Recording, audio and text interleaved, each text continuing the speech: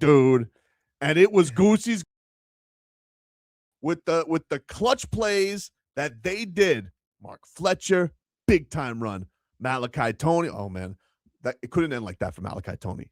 You know, the story couldn't end like that for Malachi Toney, Leroy. I wouldn't allow it to end like that for Malachi Toney. And the way you didn't get everybody rallying around Malachi Toney, and then he scores the go-ahead touchdown. Oh, it's much time left. But that's not a problem because the defense was going to show up, Leroy. I can't believe it. You're an idiot. What do you mean? Leroy, you didn't get Goosies? You didn't get the Goosies? You know what? Wow. I did. But, like, for you to say, like, it's football. You score when you score. Like, you score when you score. It, like, to any moron who ever says they left too much time on the clock, like, what was the score at that time? 10-3. Right? You're picking and choosing when you can score?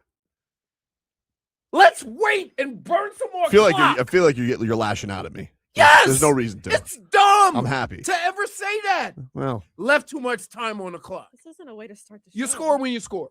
That being said, to all you jackasses who looked at that game and didn't understand that that was two very evenly matched teams, that it might be a field goal fest, and to see the way that wind was blowing, we were like in our chat saying the wind's blowing 25 miles an hour. It's hard to kick the ball.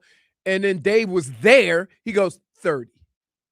So 30 was the yards or the wind was 30? The miles, the wind. Is he a golfer? Yeah. Okay, I'll trust it. He was also at the game. Well, I know, but anybody could just say 30. Sometimes they put stuff on the scoreboard and stuff, say with the wind. They lie. I mean, they used to lie at Brad Penny's miles per hour, too. So, but the point is, that was about as intense of a low-scoring game as that you will see, because nothing at any point in the time was guaranteed. Like field goal, everybody, right? It wasn't just, them. We had questions too. And it's like, you don't know. It's not like watching a game when you go, you don't know if this play is going to make the difference, if this play is going to be the difference. And you're watching a whole football game like that. Scary. And it's intense. Scary. It is intense. And I felt so bad for Malachi, but here's what I love about sports. Mm-hmm. You never know when you're going to get an opportunity to redeem yourself. And the fact that he was the one to score the touchdown, it meant like, get that off your chest. Get that off your back. Right? I couldn't, because did he trip over himself on the punt return, or did somebody get him on the shoe? No, he didn't. People keep telling me he was tripped. I thought he got shoestringed. The guy, so he tripped. His foot hit his calf, like the back. Because the guy slapped it. Okay. All right. I know. Well, either way, I'm telling you. Either way, right? A person that runs like that. Mm-hmm. I thought he got clipped. He got clipped, but people kept saying he tripped over himself. Yeah, that's what I heard. So I'm not. I'm like, you can just look at the play. I was whatever it was. The guy was the kid. The kid is incredible, and I'm just like, this year they're not here without him. They're not. Right. They're not at that point without him. And that's. What I couldn't stomach the season ending with him putting the ball on the ground. I'm like, no. It was not a very mature reaction for me, because I was like, no. And that's me mic'd up as I'm watching the game. Really? Yeah. And I'm like, I saw the guy swat, and then I was like, yeah, it was nerve wracking, right. But the way that they routed, and then Mark Fletcher, I mean, what a monster. Well, first of all, what a monster. Why are they talking trash? Why do you do, but with Bain and why you want that guy going? Listen, have we ever been so right with the performance that Rueben Bain just put up? Yeah. If I was his coach and I heard that, I would have almost said, like, go put out an apology on letterhead, because that was a terrible decision by you. Not the term he used for Rueben Bain, not a threat. Mm-hmm. Well, if that's not a threat, mm-hmm. then they need to redefine that word, because that dude was not just a threat. He was the danger. He was everywhere and a monster. And that defense, the way they got after him, unbelievable. 7 sacks. 7 sacks. Come on, dude. And keep in mind, it's not a guy just sitting in the pocket. He's fast. He can run. He can run. He can run. He can run. And they just, I mean, between Bain and Akeem Mesidor and this defense and Keontae Scott and the way that they played that game. And then, I mean, the hit, what was that? Was on second down, the hit where the dude gave himself Tweety Birds at the goal line? I was like, oh, knocks that ball out. And then you have these stupid, he was targeting. Shut up. Hey. Yeah, what's targeting, all right? Tweety Birds. He had the ball. We was targeting his ass. Like, hey. Target. Did you see? They had to. Did you see? They had to like get him back. They had to like restrain him from the medical tent because he was celebrating after the Fitzgerald interception. He was like, let him go. And then Bryce Fitzgerald, dude, true freshman, interception. What a game! My God, holy crap! Ola Leroy. Hey, Vlad, he clipped him. He got him. Yeah, you can see it. Got him. Can I just tell you the most impressive thing and one of the things about fans, like football's played in a number of different ways from game to game. And I always say this because it's evident when you watch a lot of football. Win the game that's played. Why didn't Ohio State win the Big Ten championship? Because they wanted to go for it on fourth down, and the score was 13-10. So it was a premium on scoring, and you passed up points. So with this, when you watch Miami and Texas A&M, wasn't nobody taking a whole bunch of chances. You know why? Because that game was going to be tight. And the thing that I know that Mario probably felt the best about, because everybody has complained to Mario about, oh, he just wants to run the game, keep it close, and then pull away. In the 2 games he lost, he couldn't do that, right? This game played right into his hands. And all the players were in on it because guess what? They ran the ball down their throat. They had some timely throws, big plays by your big playmakers. It was like, now, if you're a fan and you want Miami to win and you're scarred by all things Miami, right? You're looking at that game going, this is how it's going to go wrong. This is how, and I would just say, like, no, this is like. I was a glass case of emotions in that game. Right, like every play I was questioning, everything Shannon Dawson. I was like, no, dude, too much tricks. Give him to Fletcher. Yeah. But I'm like, I don't know. I'm not, we haven't had a game of that kind of juice. It's so long. But see, the ramifications of the game have nothing to do with the game that has to be played. And because it's so intense and it's do or die, to have a close game with all those missed field goals, both teams are probably, everybody's probably like, just what is going on here? I've never seen a team have psychological kicking problems like Texas A&M. Yeah, that was crazy. All 3 of the kickers were having like a jam session on the side. Listen, you go. The Canes kicker, the win. Probably never. I mean, it's windy here, but that win they said was just some different type of win. Well, he's been great all year. Dude, balls do not just go sideways. He's been money all year. Remember, we all got introduced to him at the Notre Dame game, and they put up his FAU stats. 1 of 4. We're like, whoa. And so then all of a sudden he's missing these kicks, and you're like, oh no. But the wind was crazy. Like every time they did the aerial shot, you could see the flags. You know what else you realize? No blimp. But man, do they do a drone? No, because they can't do the blimp. The wind's too strong.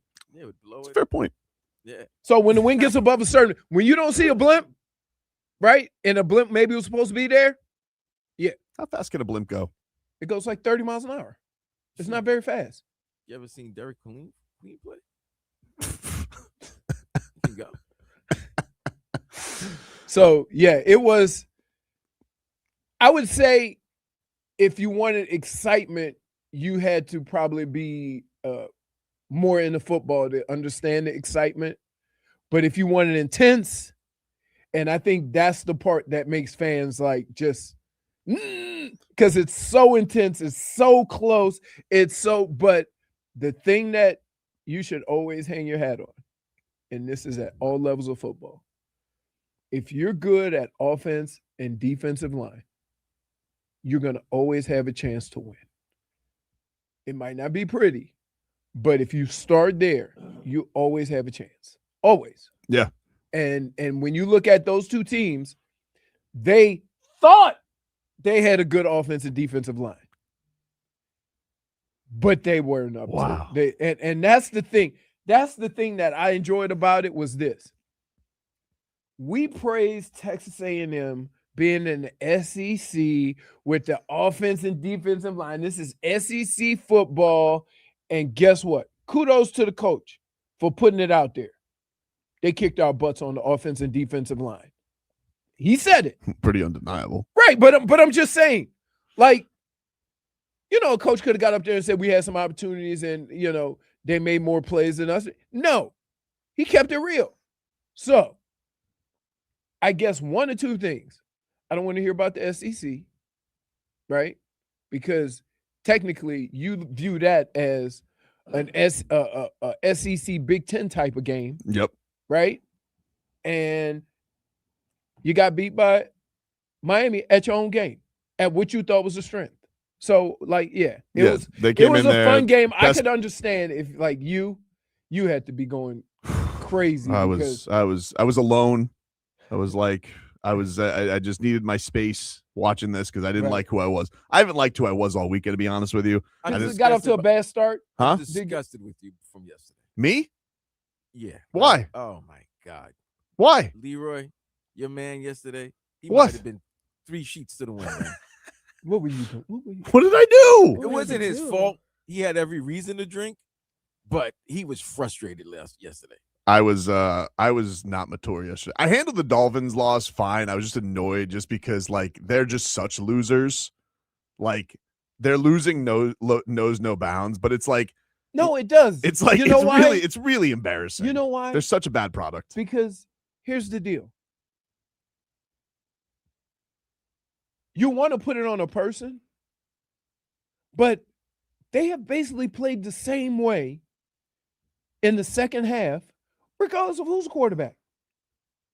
And I've said it from day one that the problem is, what the hell are y'all doing when y'all go in at halftime? I don't know. What could they be doing? Because, you got to understand how it works. The numbers are crazy. I saw the stat yesterday. I was like, that can't be real.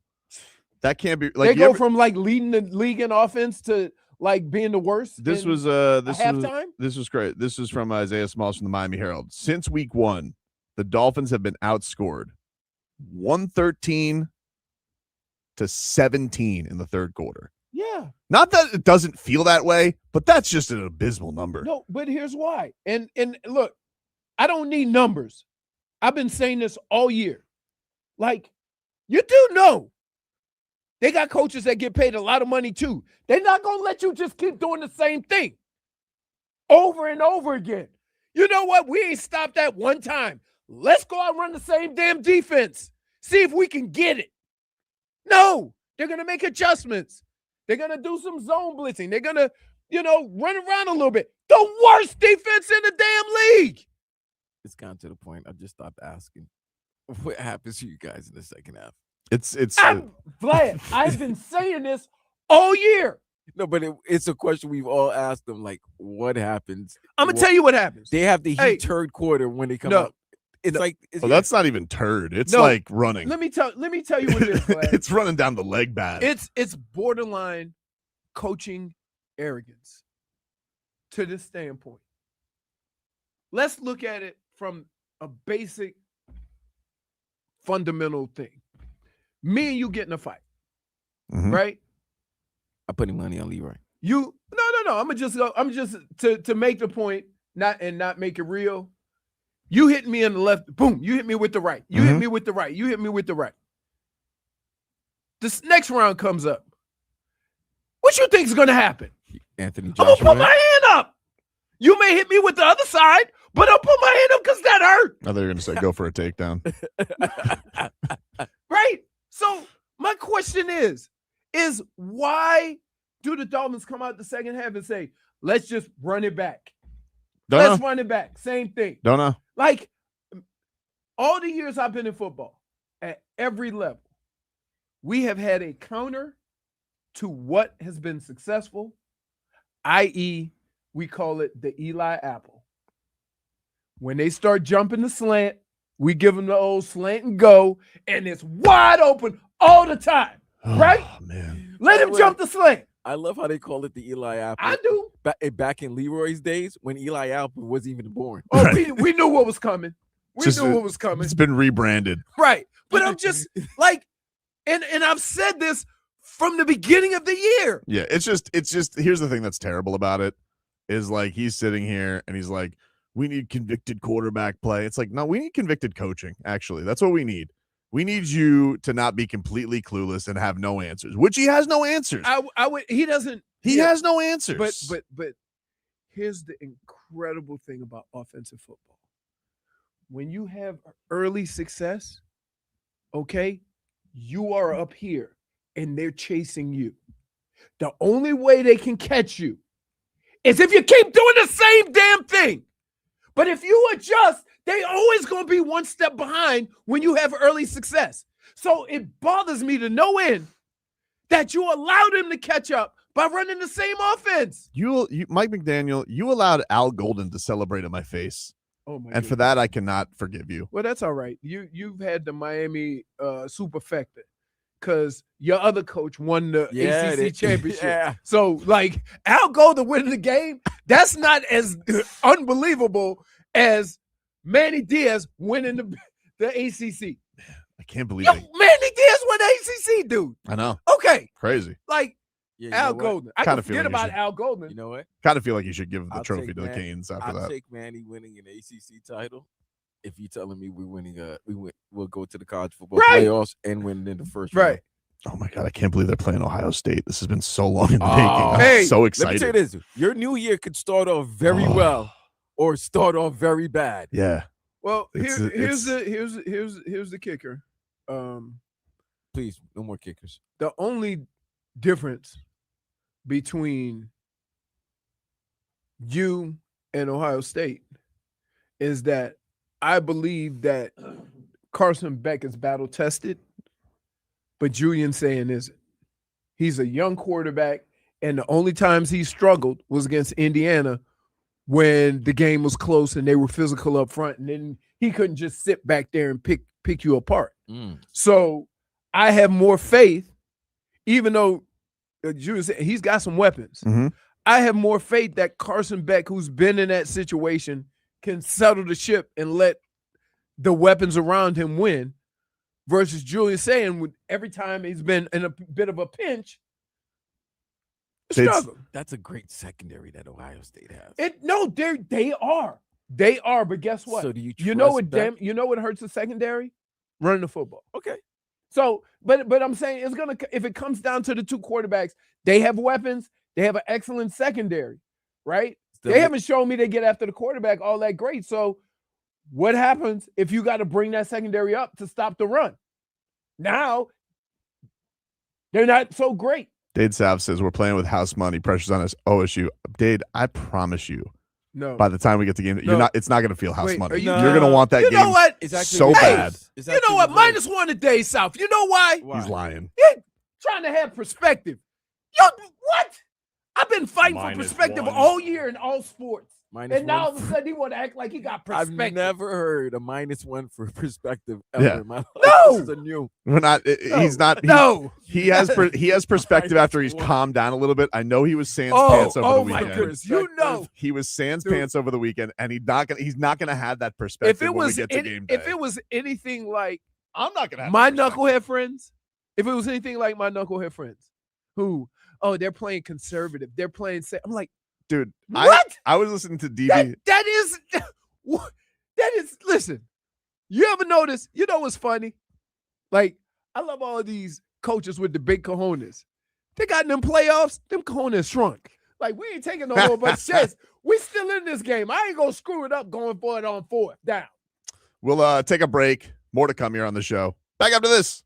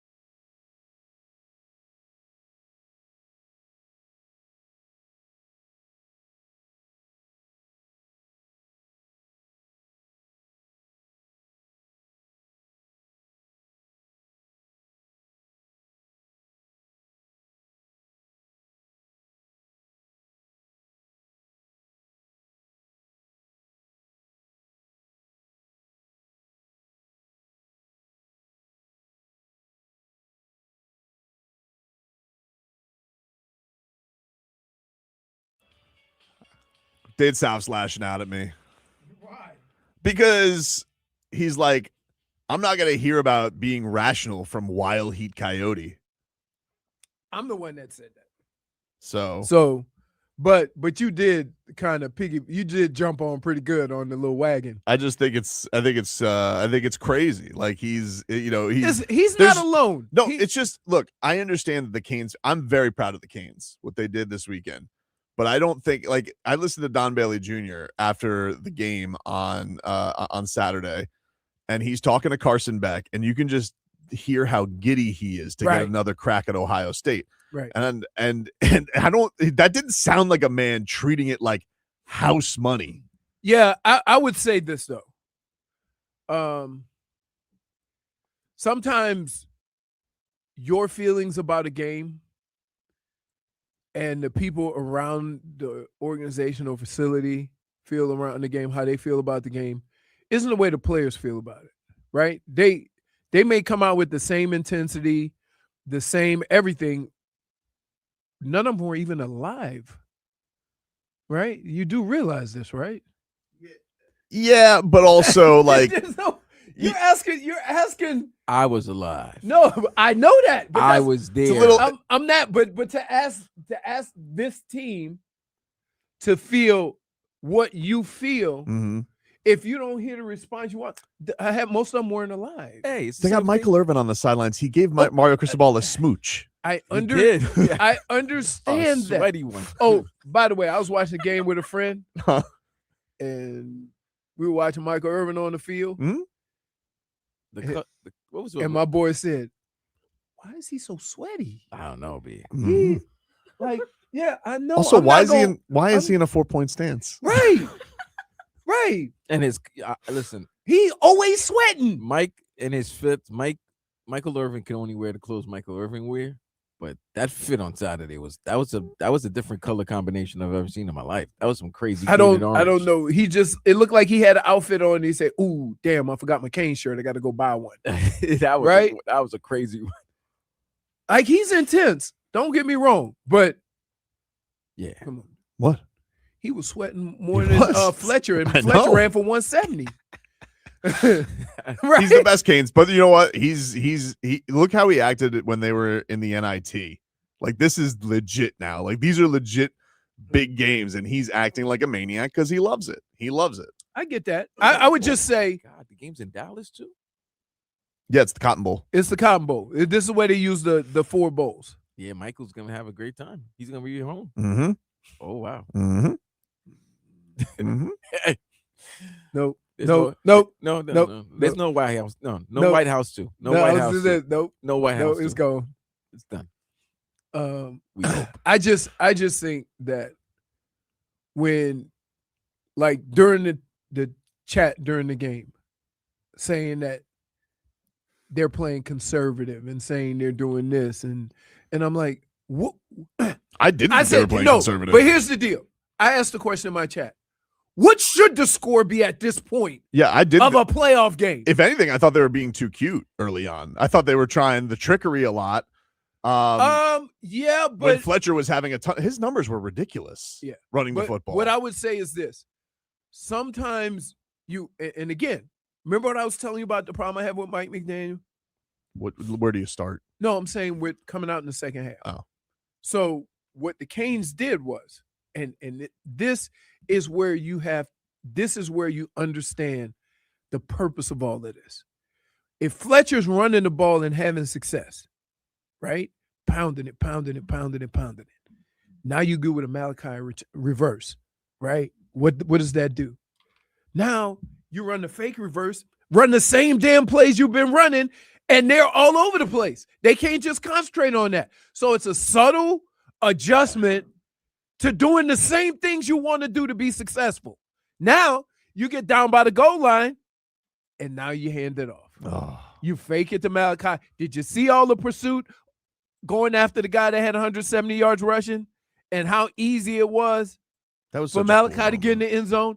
That's why you do it earlier. Let's you got my buttons up, Vlad? I want to play some of the calls from the game. This was the Fletcher giant run.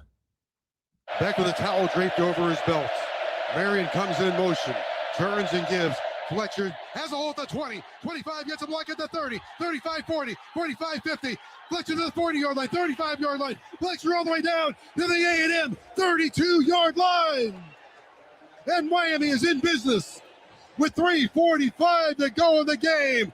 Mark Fletcher's biggest run of the season. How about that inside run, Hurricane fans? Between the tackles, the guard, the center, the tackles get the push, create the crease, and Mark Fletcher turns it down the field for your Miami Hurricane. Man, get a couple more runs, set it on up, and then baby Jesus with the go-ahead. On a third down, we'll call it 5 now from the 11-yard line of Texas A&M. Toney goes in motion. Beck's in the shotgun. Here's the snap. Hand off Toney. Runs right side. 10, 5. Toney into the end zone. Touchdown! Touchdown! Touchdown, Miami! It's Hurricanes delight. It's an 11-yard touchdown for Malachi Toney. Running left to right. Toney scores. Miami has the lead. Miami has the lead 9-3. Miami goes inside, inside, inside, and then to the outside with Malachi Toney. Mucho gracias, El Niño Jesus. Wow. You could tell that was a Hawk and Crowd and Solana term that they gave DBJ to say. Goosies galore. So it was, again, when you watch the Canes, it seemed like everything that you saw, even if it didn't work, like every time I saw something, I was like, oh, I know it's coming later. Uh-oh, I know it's coming later, right? You can just kind of get a sense of the adjustments or the plays that can come off of those things. So when you watch and you see Malachi going around the outside a couple of times, but they just hand the ball off, they just, look, they're just making them aware that it could happen, right? Now, the problem is when you're dominating up front and your running back is running for over 170, now that puts him in a serious bind. Do you load up in the box or you get beat outside with speed? Guess what they decided at the end of the game? We would rather stop it up the middle because they handed it off to him the play before. Mm-hmm. Setting all of this up. See? Set up. Second half, adjustments. And guess what? Everybody dumped inside. The outside was walking. Like, that's football. You, like, there ain't a coach walking the face of this earth that thinks if I'm in a competitive game, I could keep doing the same thing. None. Nobody. I ain't a damn coach, and I could see, like, that ain't gonna work. How do you think Zune felt after that game, after realizing I shouldn't have said that about Rueben Bain? Do you think that that sweeps over him at any point? To be honest with you, you don't have to say nothing. When you watch him on TV next week, that says everything. You had to open your big mouth. There's somebody somewhere when they get into the locker room or they have the team meeting, go look over at him and say, you had to say something, huh? Because you had the crazy thing about that. Here's the most impressive thing about all this. That quarterback can run. Mm-hmm.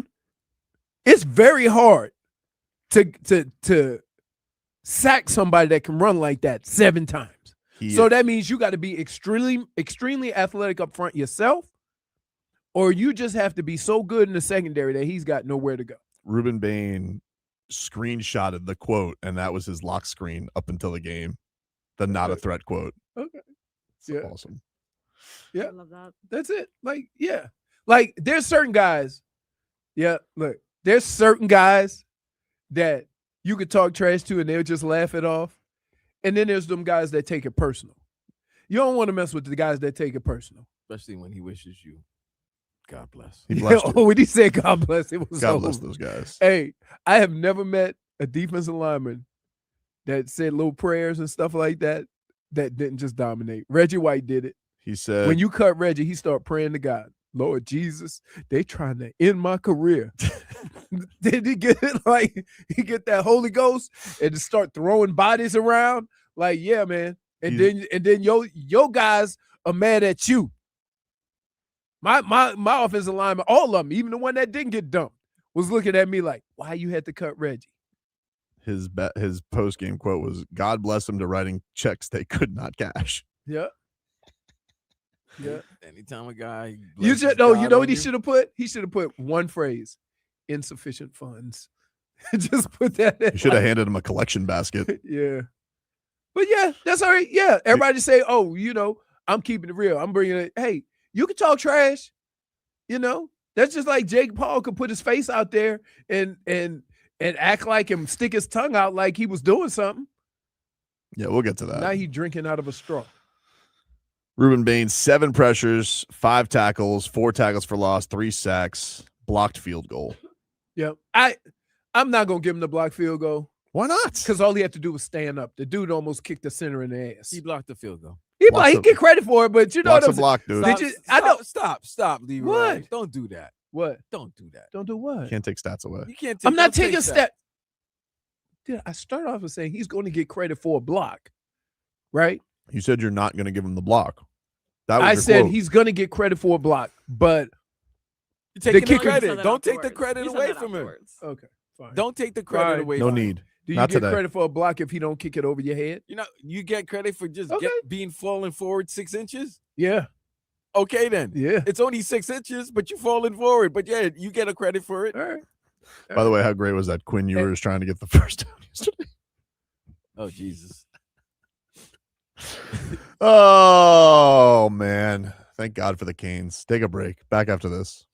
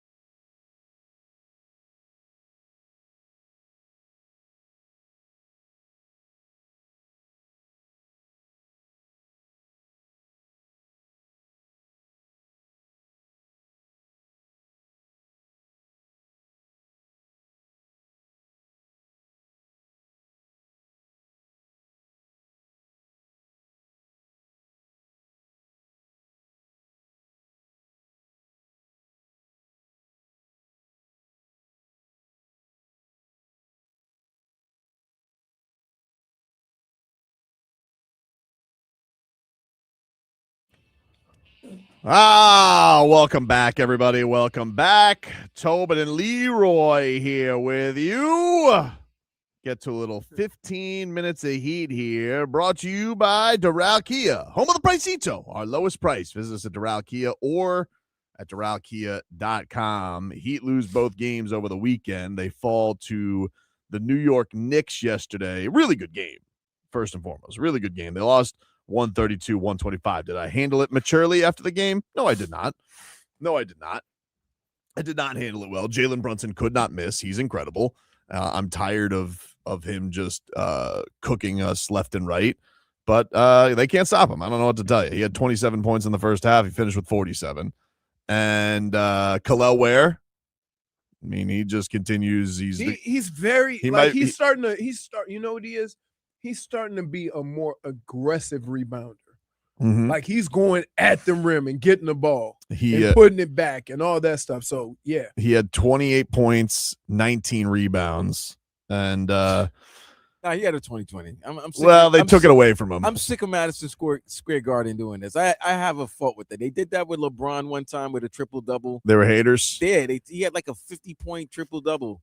Like after Kobe dropped 61 on there, and they said not in the Mecca, and then the next day they were like, "Oh no, one of the rebounds wasn't a rebound, so it was like 52, 10, and 9." Yeah, well, they took it away. They screwed him. But he's been balling. He's been balling, and he doesn't miss from three. He does. He's a great shooter. You think Spo's gonna allow him to shoot? He's the most versatile player that I used to think it was Bam. And they're just like this kid's like he's just learning every game. You could just No, he's getting comfortable because you know what? I feel bad because he's gonna get to the point where y'all need me. They do need him. No, we know that. No, they do need him. I mean, like the idea that and like I'm still getting annoyed with Spo and I know it's because I'll be fair. I know it's because he's being asked about Kel'el Ware, so it's not like he's doing it out of nowhere. But I got annoyed after the Boston game because, he was sitting here and he was talking about, well, I like the threes, but I want him to make his impact at the rim. So the next game, he does both. He's like, following up slamming. He's getting offensive rebounds and he's hitting threes on top of it. But, there's so many other guys on this team that deserve criticism, namely their captain, who, by the way, called himself out. So it's not like Bam's unaware. Bam has been saying, like, I'm letting down my team, not playing good enough. The thing that annoys me with Bam, and it's been the old thing, right? It's just like it took him till like there was 7 minutes left in the game to finally be like, oh, I should attack the basket. And like he got like an alley-oop from Jaime and then like never heard from. For the whole game, Simone Fontecchio was being more aggressive than him, going at the rim. He does that though, and I'm just like, dude, you're getting all these dudes in foul trouble. Like you're getting everybody caught in the fourth quarter. Where the hell is that? And it's just that's a career frustrating thing from him. I mean, we've been frustrated. But the thing that was a killer yesterday, it's just like they played a really good game. And Spo was saying this after the game, like the Knicks just won those bigger moments at the end. Because, I mean, it was a great offensive game. Both teams, the Knicks shot, what did they shoot, 55% yesterday? They both hit a ton of threes. It was a very well-played offensive game. But it was those margin things, the Heat missing free throws, the Knicks getting after loose balls. That play, the real killer play, there was a Mitchell Robinson who just is a vacuum for offensive rebounds. It was an air ball by OG Anunoby. Mitchell Robinson goes after while Bam just kind of looks at it because Bam thinks it's going to go out of bounds. Robinson flings it to Jalen Brunson in the corner, 3-ball at the end of the shot clock. And I'm just like, well, that's a swing. And can I say this? If that's happening, Spo's going to have a hard time. And this is what everybody needs to understand. If you see plays like that, you're going to have a hard time telling Kel'el, you not. Yeah. You see what I'm saying? That's what I understand what Bam was like. Bam thought he was going out of bounds. But like, dude, that. That's why Mitchell Robinson's great at that. Like he's always even lumbering around in his 18 minutes. He's good at that because he's just going to go and get you the extra possession. And then, I mean, they missed free throws like crazy. That was annoying. Can we stop leaving 9 free throws a game on the floor? Like It's been ridiculous. Like the last 5 games? yeah, like Simone Fontecchio, had the opportunity to give the Heat the lead. 1 of 3 from the free throw line. Are you kidding me? What shooter is bad at free throws? Never heard of such a thing. I know. What is that? Usually 3-point shooting and Shouldn't free that throws be a go hand lay- in hand. Shouldn't that be a layup for you if you're a great shooter? Yeah. You're a great shooter. 1 of 3 from the and he missed another one too. Got fouled again. He got fouled going for a dunk because he was trying to get OG Anunoby back. Missed 1 of 2 from the free throw line. Simone, what the hell, dude? And then yeah, Hey, man. I hate losing. Hey, man. They lost to Boston and they lost to New York, and I'm not doing well. I'm not gonna. But you know what? This is where we belong. You want to know why? Canes. Do you want? I know, but it's 15 minutes of Heat. It's a sponsor. It's a sponsor segment. But this is where we belong. This is our home. You want to know what our home is? Playing. The Lords of Playinville have arrived. Oh, look who welcomed us here. Our great friends are here, Leroy, the Hawks and the Bulls. But we welcome a new member of Playinville, the Cavs. Strangely, the Cavs are in Playinville, but the Raptors might be back. Our old friend. Typically, here in Playinville, it is only the Heat, Raptors, Hawks, and Bulls. For a day, the Raptors have left Playinville, but perhaps the Heat win. They bring them back tomorrow. Good morrow, sir. Take a break. More to come. Back after this.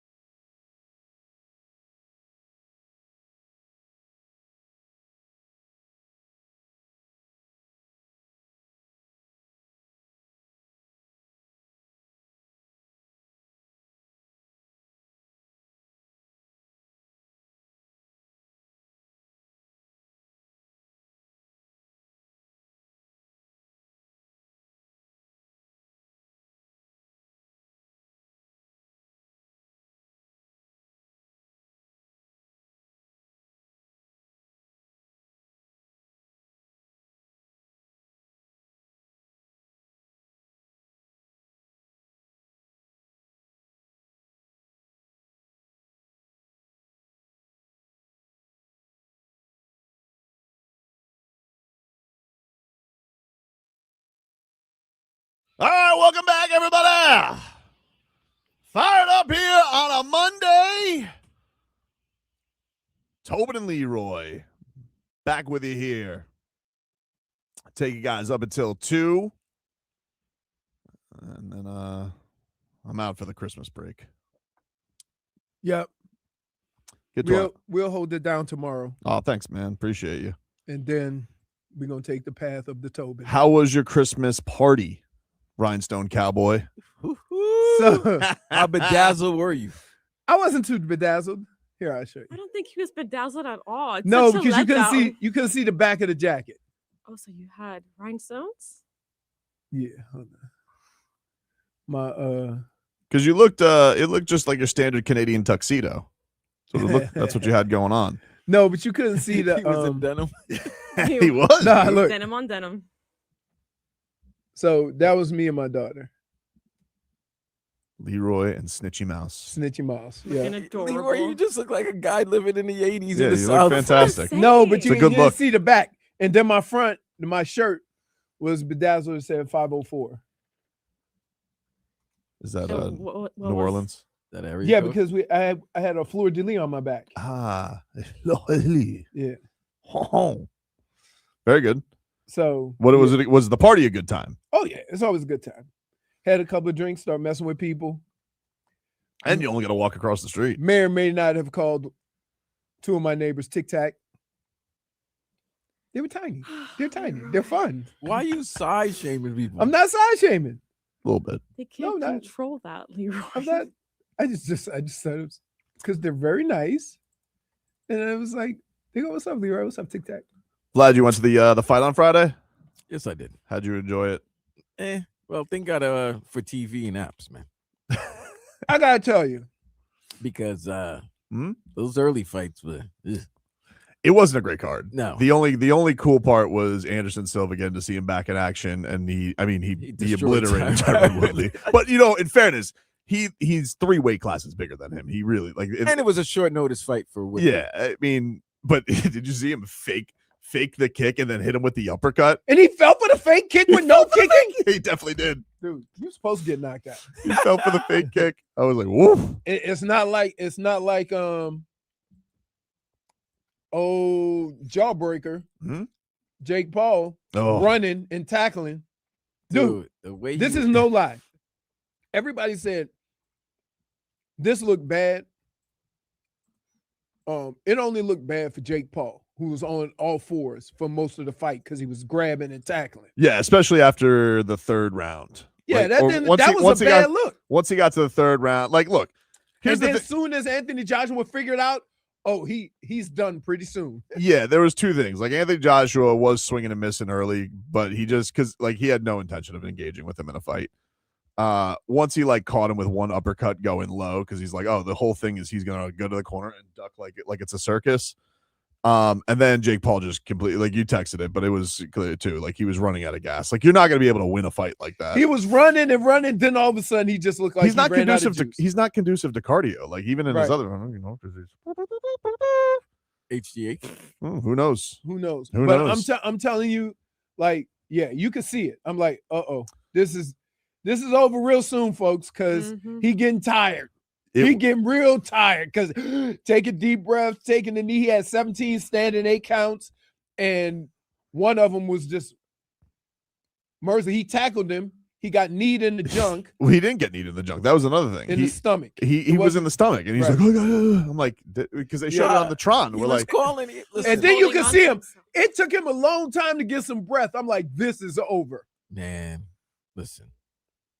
I can't speak for her. I mean, she's right there. Hmm? But I know the joy that came across JFig's face. Grinch smile. when- Grin smile. Oh, How'd you feel? hey, what did you do? How'd Did you you feel? fist pump? How'd you feel? Hi, JFig. Hey, so look, I kind of feel bad. I'm not gonna lie. Wait, You what? didn't know his jaw was broke. No. I felt bad just seeing him on the floor. He constantly kept falling on the floor, and I He kinda wasn't felt falling. bad. I He mean, was running to the floor. Yeah. I felt a little bit bad, but you know what? Well, He had it going. look. Here's what I think. What Jennifer's feeling is how I felt going into that night.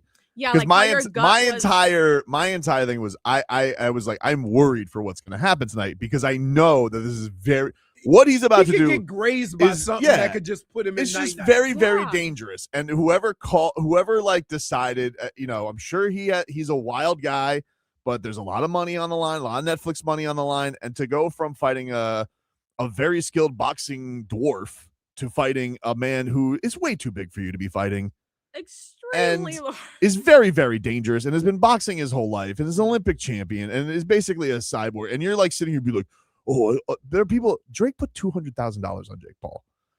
And Drake. I mean, it's Drake. Come on, that man's been suffering L's for the last 2 years. I don't know what he like. Did anybody really think? He hit him a couple times, caught him, Didn't but even hurt him. didn't even touch. It didn't hurt. That was Right. kisses. Impressed that he was able to land a glove on him like that. But the idea that he was going to go in there and he was like telling it, oh, I'm going to F him up. I'm going to mess you. Like, dude, he had his intention was survival. And if you're, and for me, people are like, what's your prediction? I'm like, I think he's going to lose in a round. I think he's going to, so went past my expectations. He was able to survive for many rounds. I mean, I've never seen a fighter run like that. Not only running, but Tackling. the diving at the legs was embarrassing. That's what I'm saying. That's why When I you felt see so this bad 'cause fight, it was embarrassing. When everybody during the fight was talking about how Anthony Joshua is not looking good the longer this fight goes, I'm like, no, I feel the opposite. That what kind of man talks this much trash and then tackles a guy every other second? Right. But I was impressed that he was able to still get up after that. He was able to get up and not be taken out of a stretcher for taking a shot like he did from Anthony Joshua. Tough guy. Oh, don't worry. He Tough guy. Got handsomely rewarded for it. tough guy. He's a tough guy. Who's a tough guy? Jake Paul. He ain't a tough guy. Dude, he took He ran around for Leroy. for He took 4 a rounds. monster right hand from a former heavyweight champion of the world and Let had me his ask you jaw this. cracked twice and Oh, got in up two to talk about it places. minutes later. Tobin, can I ask you this?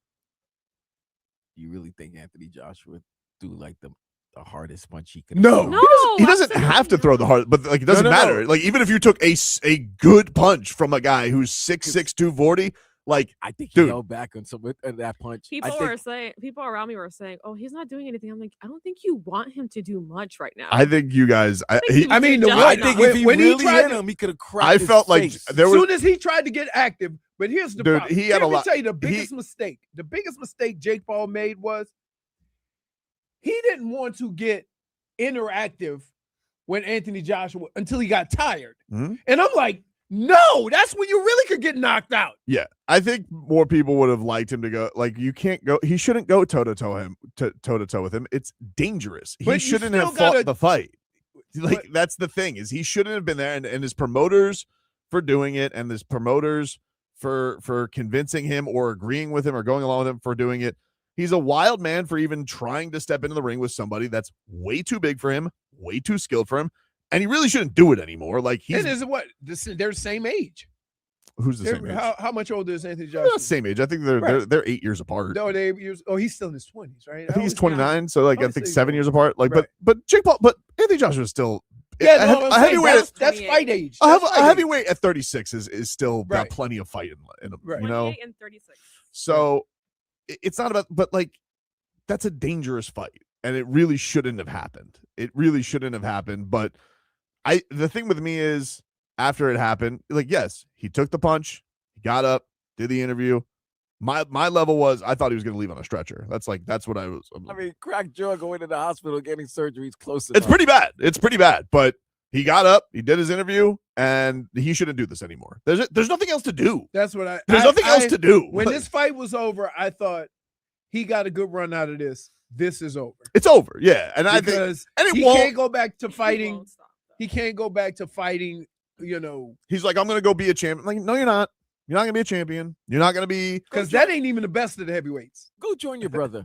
Yeah, you're not. Go to WWE. Become the tag team champs. It's crazy that and this is what I guess what I give him credit for. It's crazy that he got to this point and that he got everybody buying into it. That he stepped in a ring with a former heavyweight champion, and that yes, he was in there. Whatever you guys think it was full speed. It was, dude. Anthony Joshua was swinging with bad intentions. Yeah. Swung and missed a few times with bad intentions. Like that was very dangerous for a guy who is not at that skill level and should not be in a ring, skill or size level. That's with why Anthony nobody Joshua. else would even sanction a fight. Yes, and so that to me is like you didn't dodge a bullet because your bullet has been it cracked two parts of your jaw, but you lived. So you should probably just be like, all right, cool, we got away with it, and you made 9 figures. Let's move on. He made Take your 100. winnings. He made they claim he made 120. I don't buy that. I don't buy that I don't either. buy that.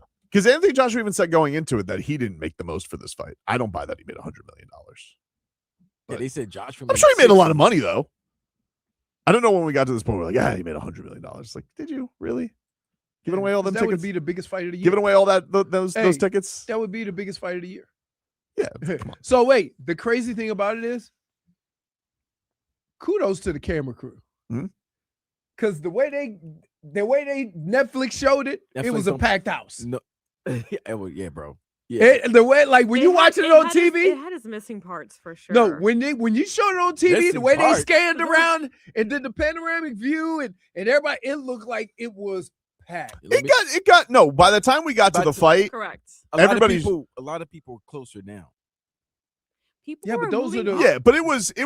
I would say I don't know how many people paid for their tickets, but I will tell you that like by the time the fight got to the main event, it was 90% full from whatever they were selling. You know what's crazy? Like when we go to Vegas and it's only like 6 o'clock in Vegas. So I think people tend to come a little bit earlier Yeah. to the fights in Vegas. Whereas here, people only come for the last fight. Right. And all the floor seats, I think a lot of the celebrities were just invited by Netflix and they were told to go there. And a lot of Astron and influencers who were there on the floor. Oh, there was a lot of Astron. There was a lot. By the way, Michael Irvin was there as well. He was at the fight and then he went to the Canes game. That was a long night for Michael Irvin. Oh, you're right. That was You're a red right. eye. Yeah. That was a red eye. What? Nothing. Nothing. There's only one thing. What? Ah, come on. He could have gotten some sleep on the plane. Coffee. He could have gotten sleep It's on the about plane. 5 hours on a plane. Well, no, just kidding. No, like it's 3.5. Sorry. It's a 2 Let hour. me ask you a question. It's a Black. 3 hour Black, flight, right? Let me ask you a question. If it's to Texas not- A&M? No, it's like 5 hours. No, No. it's like 3.5. 3.5. To Texas A&M? Yeah. Isn't that almost west? That's Texas. All right. So anyway, let me just say this. I can understand if he went from Jake Paul to Sweet. Okay. Then I would say, he's probably a little tired or whatever. But when you go from Jake Paul to on the sidelines like this.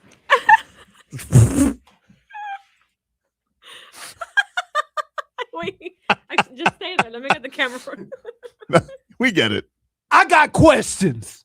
And if y'all saying, oh, no, like I never thought. take it from somebody who has gone out all night, hopped on the red eye, and came in and went to work the next day. Absolutely not. He Coffee my ass. he does need a get back coach though. I'm impressed. He knows the line. Come on. Then they got a warning. Did they? Yeah. I don't look. That game. Come on, man. Let's not do that to Mike.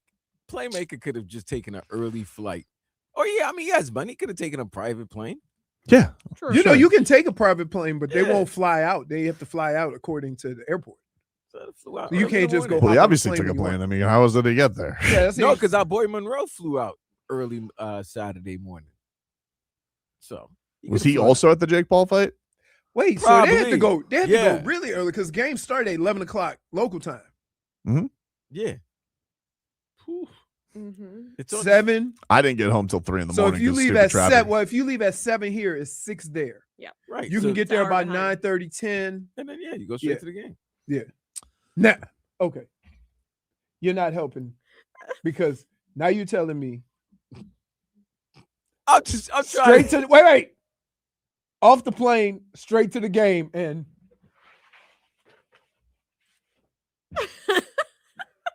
Leroy. I've never seen anybody like intense like that. When and kissing people. Oh, that was great. The wet, the was sweaty great. kiss. The sweaty sweaty- kiss. And he Was, just kept like rubbing it. off He's his just like, face. they're like, how was that kid? He's like, disgusting. Like, I'm just saying. especially with the mop on his head. Now, let me say, damn nothing but juices and berries. So the thing is that as long as I've known Mike, he is an intense person. Dade South says they had an A&M official go and tell Irvin to get off the field. I saw it on his YouTube video. Oh. Yeah, I think he mics himself up for these games for his YouTube Yeah, channel. you can see the little Yeah, thing. Michael Irvin's. Yeah, his YouTube channel. It's great. Oh man. We'll take a break. More to come. Back after this.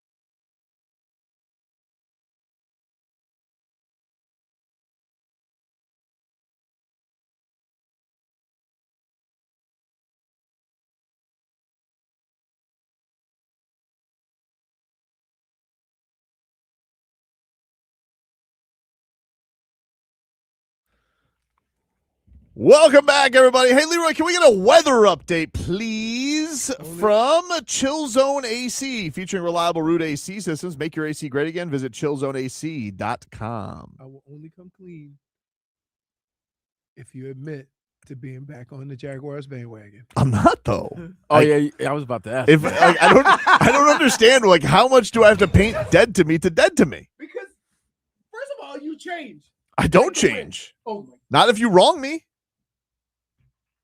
Sorry. You're the worst. Feel nothing. You're the worst. What happened? Oh. Careful. We got partly cloudy skies, but it seems to be a relatively good day. Winds are out of the east, northeast.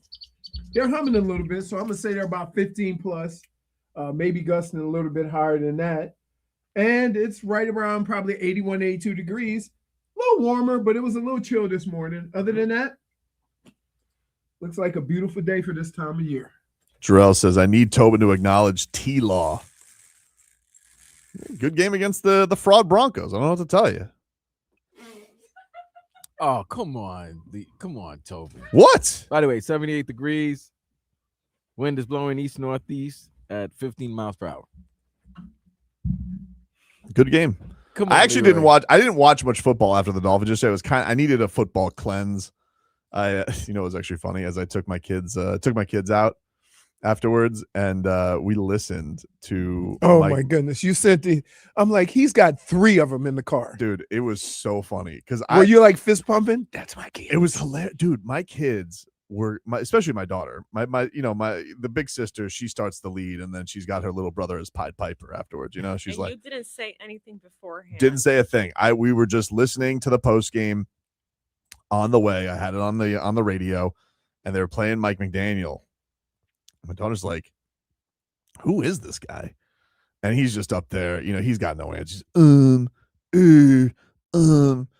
she goes, this guy's like the stutter master. I said, that's the Dolphins coach. And she's like, no wonder they suck. I was like, wow. I was like, and she goes, Point for Sophia. and then he keeps going, and he's just going, she's like, little bro's a rambling man. And I was like, I'm like, oh my God, she's like killing this guy. And then, but I think she could start to see that I was liking it. And she goes, Oh, so she put on the ham? Oh, dude. She hammed it up? And then she goes, Oh, who does that sound like? She's like, Who does that sound like? I don't know. And then Sophia's like, has he talked to anybody in the locker room? Like, do they get the even plays out of can he even say what the plays are?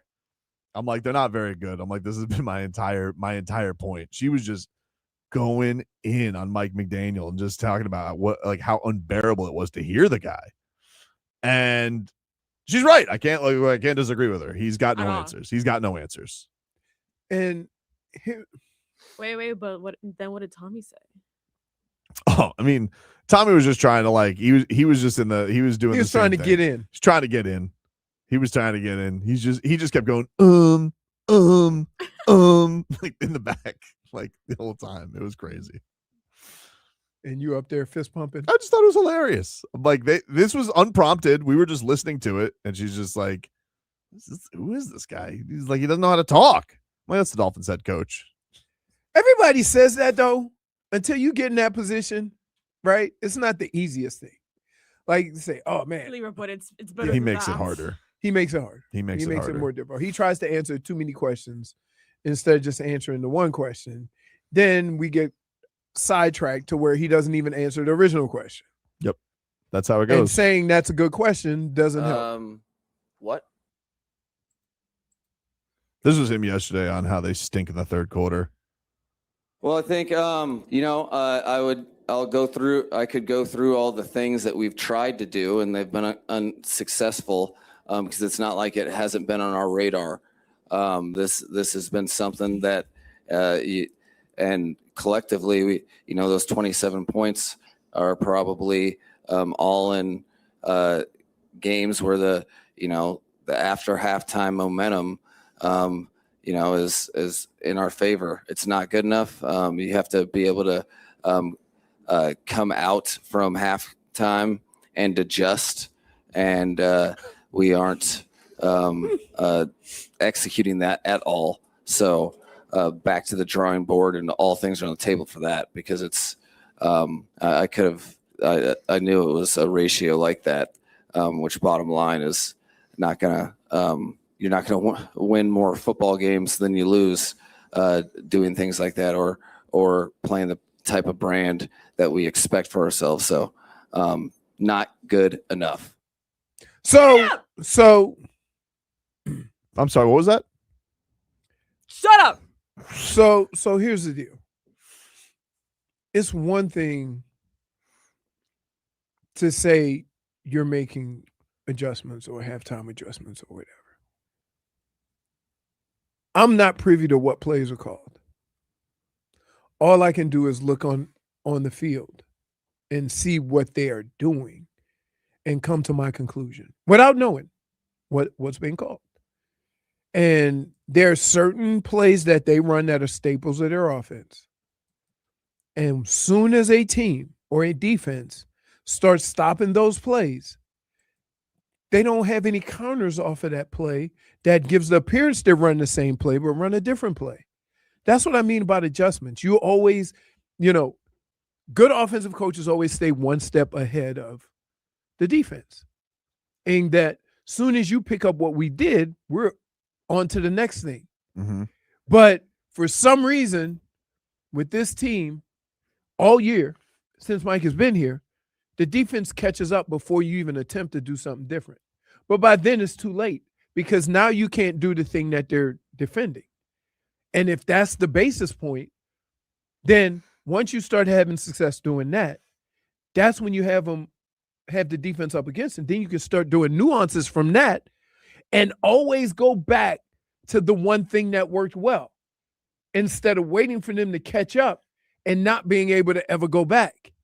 And they've done this and they've done this game after game after game. So, I'm no offensive guru, but I can look on the field and tell you, and we've watched games, and I say, here's what I would do right now. Here's the adjustment I would make right now before they get caught up. So you stay one step ahead. That's what good offensive coaches do. So I give you a perfect example with the Canes. Mm-hmm. They run that guy around the back a bunch of times. They fake the counter. Look how genius this is. They fake the counter. Everybody knows linebackers follow the guards, right? They pull the guards to the left of to the other side, and then ran the ball back out the right with a sweep with one of your fastest guys on the field. That's it. And it all starts with your guy that ran for 170 yards that's running a counter with those two pulling guards. So guess where everybody's going?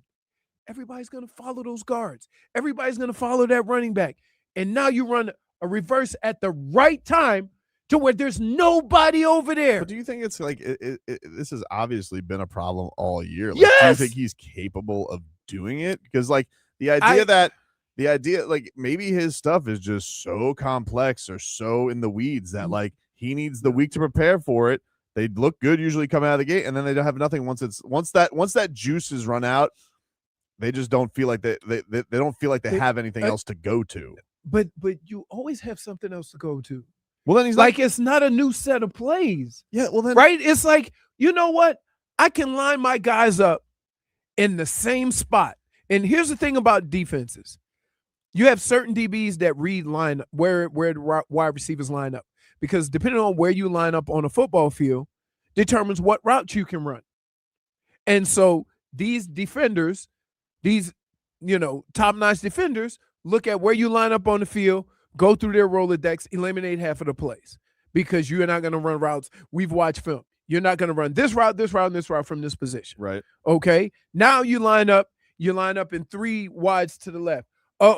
This is where they normally run that little bubble screen. So we're going to kind of creep up a little bit. Now, you can line up the same way and run a pass play off of that and fake the quick pass. You're going to have half of the defense coming forward. They only need one step the wrong direction. You're done. That's what happened. So that's what happened with their running back. Was it Chase Brown? Right. Oh my God, I felt bad for Jordan Brooks yesterday. But that's my point. They ran an adjustment. Defenses are very good at reading certain things. Oh, this is what they're in. This is what they run. I did my preparation. I'm on it. And then if you run just the slightest little nuance of that and have that defender stepping in the wrong direction, it's over. But there's also an element too where I feel like he does things like even goes away with what's working too. Like almost like he gives the defense too much credit. Like I'm a firm believer that if it's working, keep doing it or keep lining up that way until they stop it, and you have to go to something different. Let me ask you a question. Why does Darren Waller always have great first halves and then he's just forgotten about? Because he doesn't stop being 6'7". Right. And I'm sitting here confused because like obviously the Dolphins go and do things like they can't take away Jamar Chase. You want to know why? He's a monster. He's going to go moss people. Gotcha. So like why all of a sudden does it become the Dulcich second half? This has happened like 4 games this year where Darren Waller is like, is it because he can only be prepared for the plays during the week and then they just forget about him? Like, I don't understand. Because here was one play. Throw it to him. I'm taller than you. Whee! Took it away. So why does it get? I don't think he said wee. He did. I think he did. If you mic'd him up, I think Darren Waller went, whee! Took it off his head like a little dwarf. Right. He's like, whee! Took it off his head. And so I'm wondering, like, how come you stopped doing that? Why go away from that? He doesn't stop being tall. My other thing is that there's a fine line in some of the things that we're talking about. Like they can rotate coverages and defend him, right? Or the coach make the assumption that they are and change up before they've ever stopped it. Yeah. And I think sometimes that's what I think is happening. Sometimes what happens with Mike McDaniel is there's things that are working that he says, oh, they're probably going to be onto it, so I'm going to do something else without really fully understanding that. So your adjustment could be lining up like you're going to do the same thing, have them think you're going to do the same thing, and then have a twist on it to where now you have the thing about defense. All you want, one step in the wrong direction. If that secondary or that linebacker or that safety take one step in the wrong direction with the speed you have on offense, you can get a lead. I think a lot of the stuff he does is like overthinking sometimes. Right, because I just think that you could just tell based on the man that he's an overthinker. Right. Like the idea, like putting the weasel on the active roster. It's like, that's a nice thing to do. That sounds great. Overthinking the room. Yeah, that's a nice thing. Oh, well, Quinn's got a rapport with him. Nah, you know what? If you're the starting quarterback, time to get rapport with the good guys. That's what it's supposed to be. Right. No, I know. But see, and I feel bad because, like, first of all, I thought that was a tough call what they put on the kid where they blew away the 32-yard. I don't understand that kind of unraveled everything.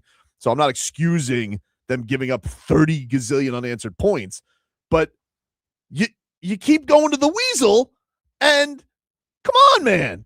What are we relying on? We can't get A-Chain the ball all of a sudden? Here's the other problem. And that I don't know if part of that is you figure, oh, he's had a couple of big catches, they're probably going to take him out, or they just locked him up. So I know that a lot of defense, and this is why you got to have kind of nuance to your offense. They'll probably say, you know what? We're going to roll the coverage to this guy. We're going to do this with the tight end. We're going to take him out because he's killing us, right? What's your next option? What is your next adjustment? It could be same plays. It could be something along the lines of, let's just swap 2 guys, right? So it screws up their defense because sometimes you'll swap guys and put guys in different positions, and the defense will be confused that, hey, he's normally over here. Do we double him? And now you've just singled him up with somebody else. But I think this team has come off of, especially offensively, they've gone away from things that have worked for all the wrong reasons, not because you're outsmarting them. Right? What makes an offensive guy is the nuance to the basic things. not the fact that you can be ahead of the game and change the whole offense. And I think sometimes Mike changes so many things and gets away from what was working and having that nuance and that adjustment come off of the appearance that we're going to keep doing the same things. And that's what keeps you one step ahead of them. For me, I've seen it all year. A lot of people wanted to go to other things as to why it was happening or why, and Tua. That was the whole Tua conversation. It's never been about Tua with me, although I admit he's played the worst he's played in his career. He stunk. It's all I said that, Vlad. We don't have to. Yeah, Tua stunk, but I think the coach stunk too. But it's like I've never seen a team who has 5 or 6 plays work in the first half and you move the ball up and down the field, and then the second half you can't get social distancing because Dave made an adjustment to what was working so well for you and you haven't. And watching it over and over and over again becomes frustrating whether you're a fan or not. We got to take a break. When we come back, Leroy will gather us around the locker room and hand out his game balls and game bums from the weekend. Back after this.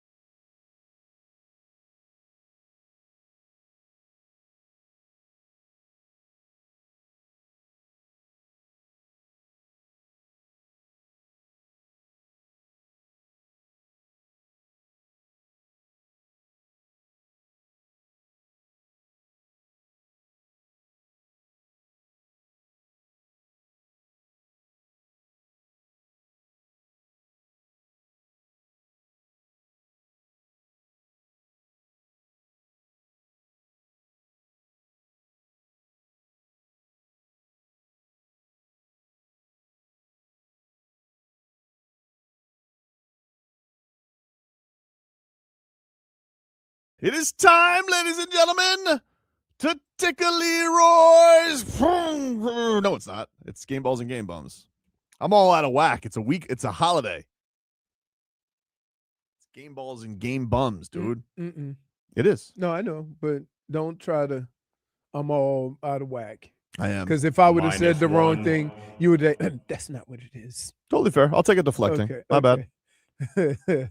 I made excuses. I apologize. For deflecting. What do you got today, Leroy, for Game Balls and Game So, Bums? Contrary to popular belief, my game ball goes to the Miami Hurricanes offense and defensive line, That's good. and to Malachi Toney. He is very fortunate, and I'm happy for him for this reason. As much of a part of, and the reason why they were there, I would hate to have it all fall on him without people acknowledging that, and he got a chance to make good, right? And you don't always get that chance in the same game. That was so goosies. So I was really happy for him just to get that opportunity. But when you talk about football and the way football can travel anywhere, the game that the Hurricanes played, offensive line, defensive line, and running the football, you can play that style of game against anyone, anywhere. And so that they both get my game balls, but I was more giving it to Malachi because of the situation. The bounce back, dude. Right. The bounce back was so Exactly. cool. I thought it was such a great moment for the team. Mark Fletcher, what a leader he was in that Right. moment. You know, because it's like, yeah, you forget, like he is a kid and he's been Wow. so great. Time out. Hmm? Tardy B. Oh yeah, she was tardy.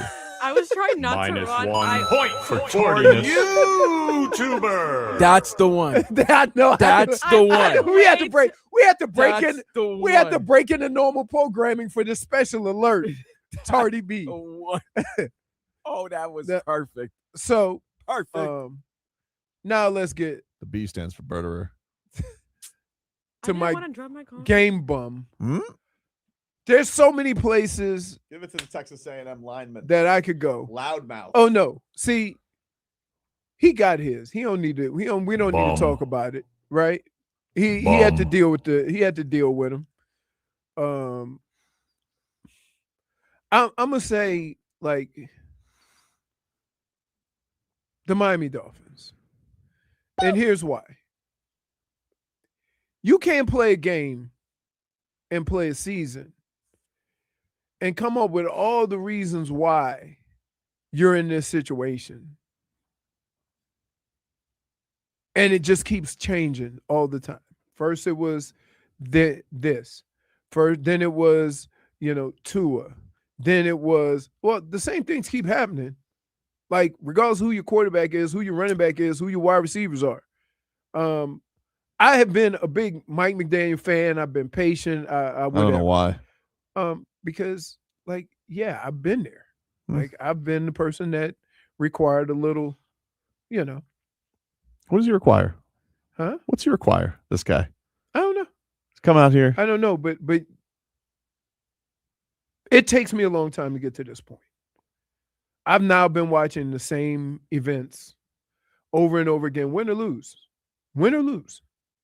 coming out the second half of I just football. want to know, like we did a simple exercise yesterday on Game Day Uncensored. What's a simple exercise? A little simple exercise. Any exercise. How much weight did you lose? You don't have to be rude. Leroy. You don't have to be rude. You don't have to be rude. You don't have to be rude. No, It doesn't have to come down to fat shaming always. Okay, I'm sorry. My bad. Listen, I'm You already angry. did it to the Kelly Clarkson show. No, I didn't. Which was another -1 for you. No, I didn't. She's deflecting now because she wants the heat off of her. Yeah, I'll take it. that's all right. No, this is what we did, a simple exercise during Game Day Uncensored yesterday. All right. I'd It's love called- to do it. It's called a pros and cons list. Okay. And let me tell you something about Mike McDaniel. His cons list was way longer than his pros list. Yeah. Way longer, dude. Right. And you want to know something? I think it's ridiculous that this guy has been getting to skate this entire season. I'm listening yesterday. Well, because everybody blamed Tua. Is he a con artist? He might be. No, he might be, Vlad, but I'm telling you yesterday, I'm seeing all these reports come out there. Oh, Stephen Ross loves Mike McDaniel. Oh, Stephen Ross thinks highly of Mike McDaniel. Now, I don't know if this stuff is true. I don't know if this is Mike McDaniel's camp manipulating, but I'm going to tell you something right now, Mr. Ross, sitting in that booth there with your Candy Crush that you're playing on your phone. Somebody get that guy some better glasses, by the way. That phone was so close to his face. I don't let my kid sit that close to a screen. Garfinkel, you care about him? What about his eyesight? Anyway, it is not the responsible thing to do as an owner and as a leader of an organization if he has decided that Mike McDaniel is going to stay around. Do not announce it after 45 to. Don't announce it. Don't even feel it. Don't think it. You let the season play out, and then you let this guy face the music for however disappointing the season ends up being, which is really disappointing. And then, instead of what you did last year, which was put a statement out right after the season ended, because for whatever reason, these guys couldn't handle 48 hours of questioning at an end-of-year press conference, then you determine whether or not he should keep his job, which I do not think he should. But at least let the whole year play out. Don't get hocus-pocused by some bogus win streak. Let the year play out and then make a decision like a grown-up, which, by the way, Mr. Ross, you haven't been, because every single time you get the Goosies for useless games. You did this with Joe Philbin. You gave him an extension out of nowhere for no reason. No one was going to ask for him. I mean, like, was he feeling the pressure? No. And you just was like, we beat the Vikings this week. Give him an extension. Why? Stop doing that. Let the year play out, then make an evaluation. And let me tell you something. Don't let your top reason be like, well, I don't know if we can get anybody better. Who was this guy? He was just one guy who had a quirky Zoom meme who got one interview, you guys. That can't be a reason. You need to know whether the guy's good enough. And let me tell you something. There's a lot of reasons he's not good enough. Because you made a list. A pros and cons list. I can't wait to hear this list. Wait. Well, I don't have it with me anymore. Oh.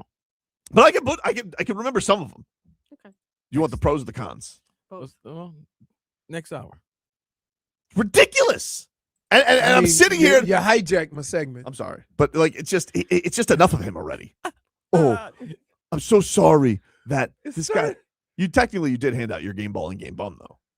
You did. Yeah, but I was given reasons, and then you just hijacked it. Stick them up. We'll take a break. Oh, now we taking a break. We gotta take a break. It's gotta stay on clock. Fine. For Leroy. Hey, somebody call the police. I mean, like, what happened? I've been hijacked. You've been Mike McDaniel. I've been pros and cons. That's the name of the hour. Take a break. We're back after this.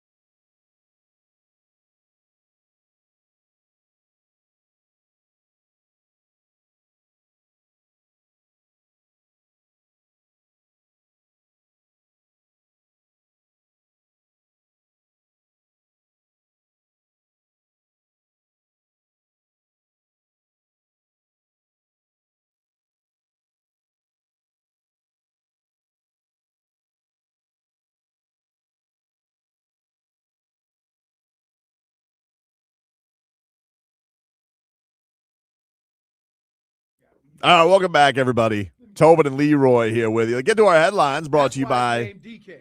Doral Kia, home of the Pricito, our lowest price. Visit us at Doral Kia or DoralKia.com.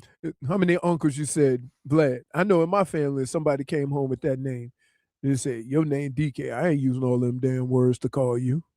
Oh, clearly. Yeah. That's how you got that nickname.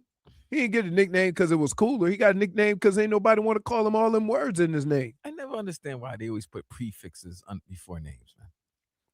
What do you mean? The J, the Rees, the Lays, Yeah. the DEs. Like his name is Michael. It's not Michael. Oh. Wait, you know, Vlad, it hit harder once you gave an example. Prefixes. That's what I said. Prefixes. Yeah. You know? Yeah. Yeah. Come on, like that's their name. His name is Sean. It's not LaShawn. Yeah. I don't know why. Oh, man. Well, we were talking about, obviously, the DK Metcalf incident in Detroit. Yeah. And so Vlad, I'm going to say this to you. This is what Tobin told me. What'd he say? He said a fan just said, I'm reading reports. I called him by his full name and he swung at me. Right. I don't think he called him by his full name. There might have been other things said. Right. With the full Exactly. name. Come on. I'm sure there was. Right. I'm just telling you what the fan, because Right. the report is now apparently DK had a run-in with this fan last year when he played with the Seahawks. Right. And then his claim, the leak is from his side, is that the fan said something about his mother and then apparently said a racial slur to him. Mm-hmm. Oh, you're gonna get beat up. And then yeah, like, see, the only thing, listen, I don't want people to think I think this type of behavior is okay. Okay, because I don't. But here's what I do believe. If you're a grown-ass man, don't hide behind that ticket. Because you know if you were to say something like that to that man on the street, you getting a 2-piece and a soda. So if you should think that you're going to hide behind that ticket or in those stands and think you could talk to another grown-ass man any kind of way and he decide to treat you like a man, then I'm all for it. We all grown men. I got a quote from the fan. You want it? No biscuit? You only just the 2-piece and the soda? No, he don't even get the biscuit. Damn. The fan told the Detroit News, he said, quote, he doesn't like his government name. I called him that and he grabbed me. He ripped my shirt. I'm a little shocked, like everyone's talking to me. I'm a little rattled, but I just want the Lions to win, baby. Then when asked to identify himself, he responded, my name is, quote, biggest Detroit Lions fan ever that got attacked by Zacharias Metcalf. Yeah. See? So he if you so sure about what happened, put your name out there. Not only that, if you're so sure about what happened, I'm surprised you're not Suing or said you've been assaulted. They pressed him more. He said his name was Ryan Kennedy from Pinckney, Michigan, which is an hour outside the Motor City. It's from TMZ. He's lying still. I don't trust him. I don't trust Like, I don't how truthful can a person be that can't even be honest about their name? I'll wait. I don't trust anybody that's wearing that blue frizzy hair on his head. Chad Ochocinco was on Nightcap podcast last night, and he was told that the fan used a racial slur and then called DK's mom the C word before a punch. Oh, you lucky only getting a Why? punch. That's what I'm saying. Like, okay, while we sitting here talking about, like, look, I have no problem with the back and forths. I've gone back and forth with fans. I don't usually waste my time with it. Right? But there's places that you go and don't go as a man. Right?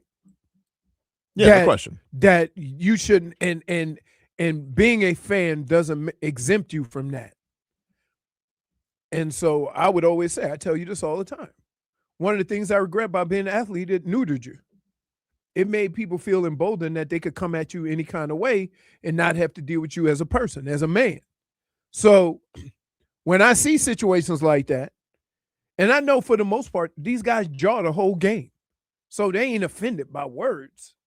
But you can keep going and go to a place that you know is going to get a reaction. And when you go there and you don't get the reaction that you like, don't hide behind the ticket or the seat that you have in the stadium. Touch me and I'll sue. Right. No. Say how much. How much it's gonna cost me. Right? So yeah. I don't even like. I think everybody has a place. You could boo, you could yell, you could cuss at me. Right? Don't make it personal. Because you don't know me and I don't know you. But if you make it personal and I decide to treat you like a man you'd claim to be, and it's go time, like the league just gonna come in because it looks good. The league is gonna come in because, we don't want, but basically what you're doing is empowering the fans to do more dumb stuff like that. Yeah. Right. In your headlines, Miami Hurricanes, they're moving on to the Cotton Bowl to face Ohio State after beating Texas A&M 10-3. Mark Fletcher, 17 carries, 172 yards. Malachi Toney had the game-winning touchdown. Rueben Bain, 3 sacks. Bryce Fitzgerald had the game-sealing interception, 1 of 2 on the day for the freshman. Woo! Let me tell you, when that ball got picked, I was yelling. The cheeks unclenched. I mean, it was only 3:00 in the day, but I was yelling. I was like, my football Saturday is complete. Yeah, because in the meanwhile, in the lead up to it, I was like, yeah. Oh, that's wait. The chat when he sent that message. I was like,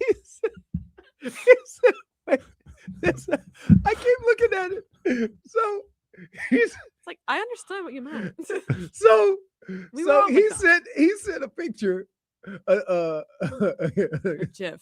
a GIF of tight cheeks. I was like, oh my goodness, we're like, I believe that was Jack Black, right? That wasn't me. I sent I sent to you guys, unclench those cheeks. Oh, and then Marco sent the Jack Black like, squeaky cheeks. Oh my goodness. It was like, I was nerve wracked at that one, dude. It was crazy. well, I would imagine, like, but you understand that you are playing for a championship. You're playing in the playoffs. Yeah. The rest of the year is gonna be intense like that. That's why I don't believe you ain't gonna have no blowouts. That's fix your mic, by the way.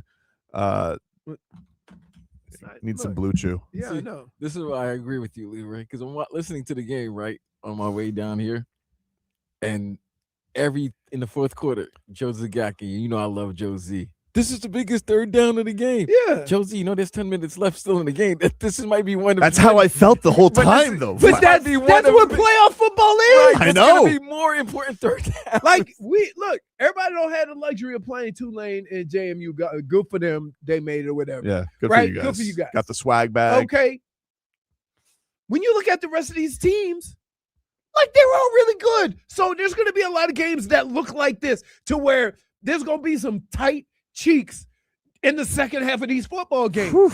Don't read into it. I'm not reading it. Just feel how I feel. All right. I can't help it. Like I can't help how I feel. I'm just nervous. These games, it was a very tight game. There was missed kicks.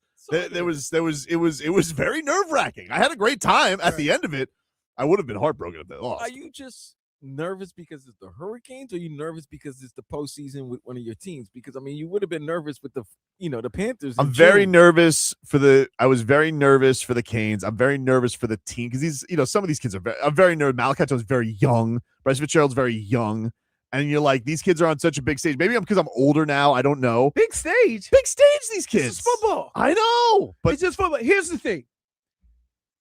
When you see games playing out like this, the thing that you can't do is you got to just keep plugging along. You can't get frustrated about the success or lack of success that you're having, because everybody's having the same success. can't say what I felt was frustration. It was just angst. I was just like, That's playoffs. I felt like What do you want to be, a blowout? that would be nice. Oh, that would have been stress free. That would have been stress free. No. I hadn't been that stressed in sports since the Leaf series. So think about this. That's the last time I was that stressed. Think about this. Next week, the Canes are 10-point dogs. Yeah. 10-point dogs. Mm-hmm. If the game plays out exactly like the last game did, Mm-hmm. that's right where you want them.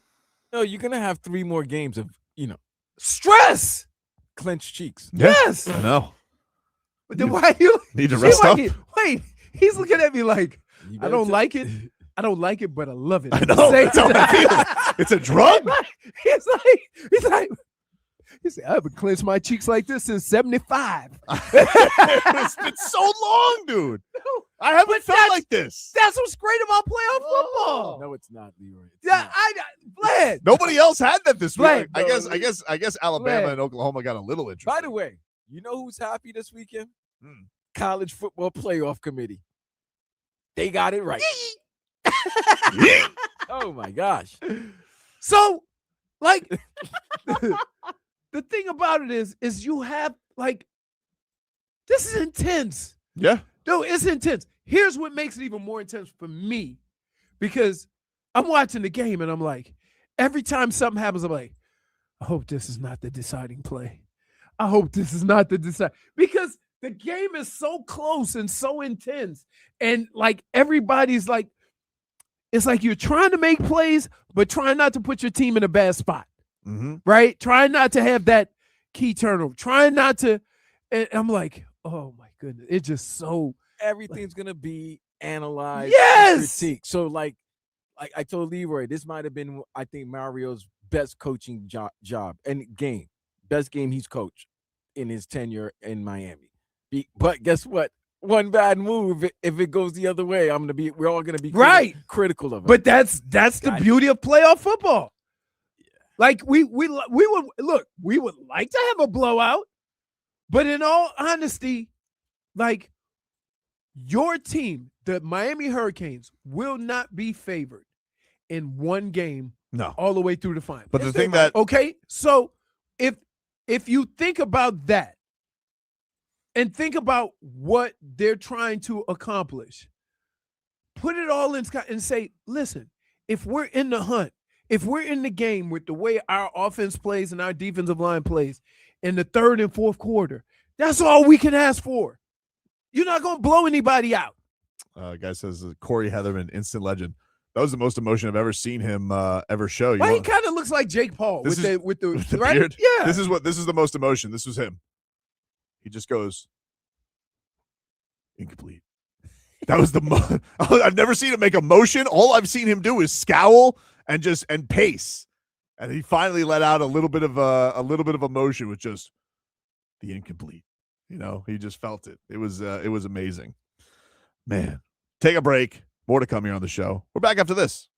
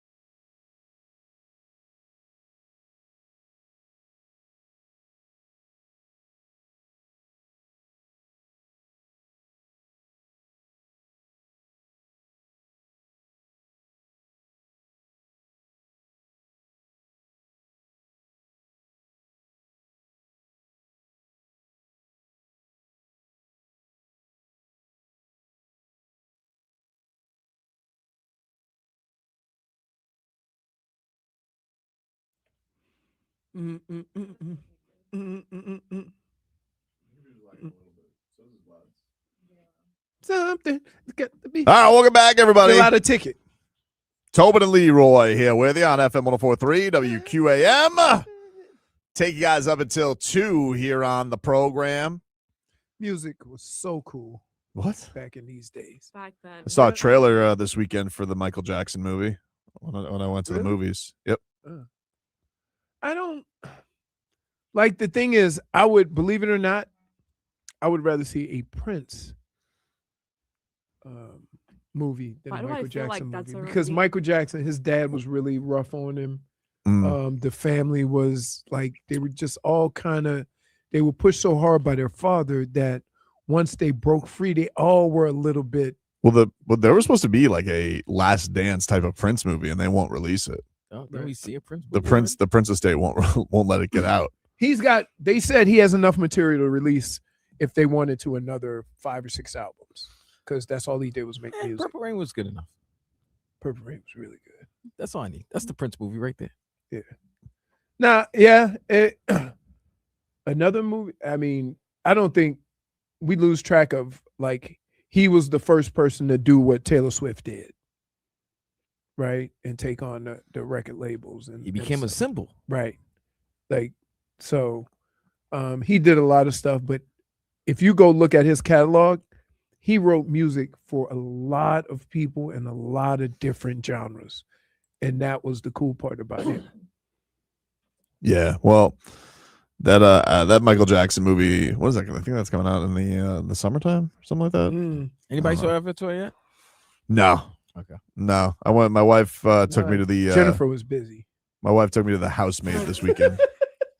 Oh, was it good? to go see what The By Housemaid. the way, it comes out April 24th. I'm sorry. Okay, go. the housemaid. Yeah, Hmm? that's what she wanted to see. She read the Wow, book. that was honeydews right there. Yep.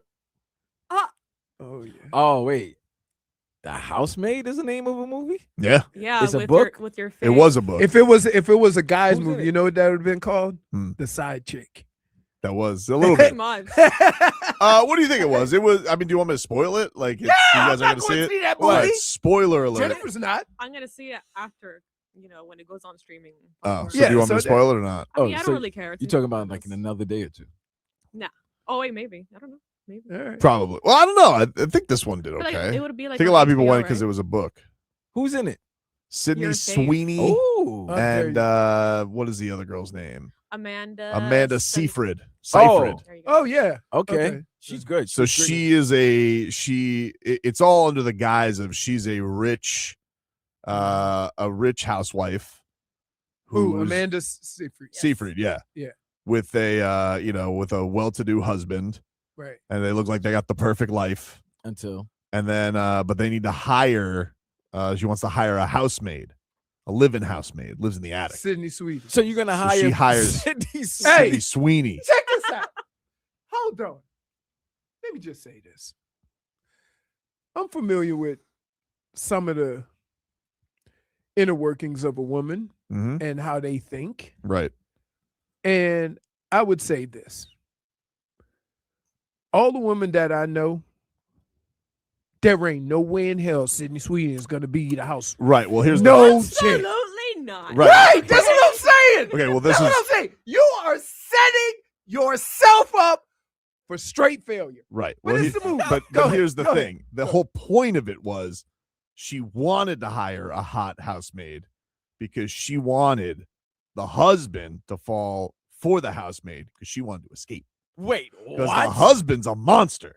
Oh! That's the twist. Oh! The okay. husband's a So- monster and she wants to escape. So So she wait. was friends with. Oh, this is So like she wanted Sydney Sweeney to be the fall guy, and she ends up with the crazy guy. Oh, so she wants to step outside, but she doesn't want to be. She don't want to step outside. She wants to escape. She wants to get out. Oh, she wants to leave him. This guy's a maniac. The one that's a maniac. Which one is it? The one that's the The husband. Italian guy. No, the Italian guy's the good guy. Oh. The Italian okay. guy's the good guy. Interesting. He Okay. didn't really do anything, to be honest with you, though. He was a little bit, like they always alluded, spoiler alert, alluded in the movie that he was gonna, do something. He didn't really do anything. Hey, So was it So- worth it? Well, thanks, Tobin. You spoiled everything. no. So no. Tell the truth, Posh. No. So She hires the see, even again. Yeah, I'm intangible. It's familiar intangible. with It's intangibles. I'm familiar with women and some of the things that they do. And I would say this. Even if a woman hated their husband and wanted out and wanted half, right? She don't want to do it while he's getting satisfaction. So she wouldn't even if she wanted that. What are you She wouldn't talking hire about? her. The guy was Not the even guy was that. torturing her. She Okay, wanted out. She wanted to fine. leave. You wanted to leave, right? You don't want But to you're leave. not gonna hire a beautiful. You guys are really under the impression you think that a woman is so horny that she No, doesn't want a I'm man not to be with saying- another I'm woman so not she can saying- escape no, an no, abusive no. relationship? No, But you're gonna I'm get not somebody saying that so might horny. be better looking than you. Wait, I'm not saying so horny, but I am saying petty. Yeah, you're not gonna hire somebody Dude, just you're as not. beautiful or more Look, You don't beautiful. wanna did it than see- work? Did it work? Did she get what she wanted? They both actually got away. you go. He was no longer with us because what ended up happening, of course, is they reunite as the superheroes and he finds his demise. Good. Oh, so he unlived himself. He unlived himself, Yeah, but okay. not really. They unlived him. Oh, together. I saw that in the Oh. preview. The There was ladies. a bunch of blood. Oh, so they So did what, they, they Thelma they and end up Louise? leaving like what was that movie? Thelma and Louise. No, not Thelma and Louise. With Damn. I mean it's an old movie with the two We're the not- two hot chicks that remember they had like a tangled oh man, I can't think of this movie. I can't think of it. Give me an actress. Do you know the name of an actress and an actor in the movie? What's the name? It's one of the it's not Matt Damon. Ben Affleck? You're almost No. there. Casey Affleck? Keep thinking. It's one of the other Leonardo? No, not Leonardo. It's an older movie. Half of you guys won't even remember it, but I'll find it. All right. I'll find We'll look forward to that. What are you trying see? What? Mm-mm. Dave South says that Leroy sounds Matt, like it was was it Matt Dillon? What was the movie Matt Dillon was in with the two girls? Wild Thank you. Things. Wild Things. Wild Things. Okay. Okay. Isn't You that said- very similar to Why do I the feel two like girls? Yeah. Got right. Okay. Wild Things, though, Matt Dillon, very different to Oh Matt yeah, Damon. I have seen that movie. Yeah, I but get it. isn't it very like with two Maybe. girls in the whole They Mhm. lined, yeah, they set him up. It was a hell of a plan by her, though. I Yeah. felt I was a little. The one thing that confused me though at the end is like with Sydney Sweeney, you know, she was just kind of cool helping the person who set her up with a torturer. I was like, I don't know if I'd be cool with that. I'd be like, hey, you know what you did. I'm taking the fall, like I'm taking the abuse so you can live free. It had its loose ends. Okay. It had its loose ends. So were you sitting there with your wife enjoying all of it and you were picking the plot apart? How many bets were you putting down on the Hard Rock bet? None. I was During the good. movie- That was during the good. movie. There was no act. The only thing what did I miss? I missed the Panthers getting their ass kicked. It was a good night for me to do it. You know, Oh, it was after the Canes game. it was after the Canes Oh, game. that's a perfect time. To Yeah, go see it us. was the only thing I caught a missed. nap. I missed Oregon, James Madison. That's it. So you caught a nap. That's perfect. No, I watched. Now you caught a nap. Because I'm But gonna did tell you why. watch it just to be in the company of your wife, or did you watch it with skepticism? I watched it to be in the company of my wife, but then I watched it to pick it apart because I'm like, something doesn't smell right here. So okay, so Because like what do they you act, rate it? you know, it was classic Hallmark move where they make the guy, oh, he's so dreamy. I'm like, something's up with him. And then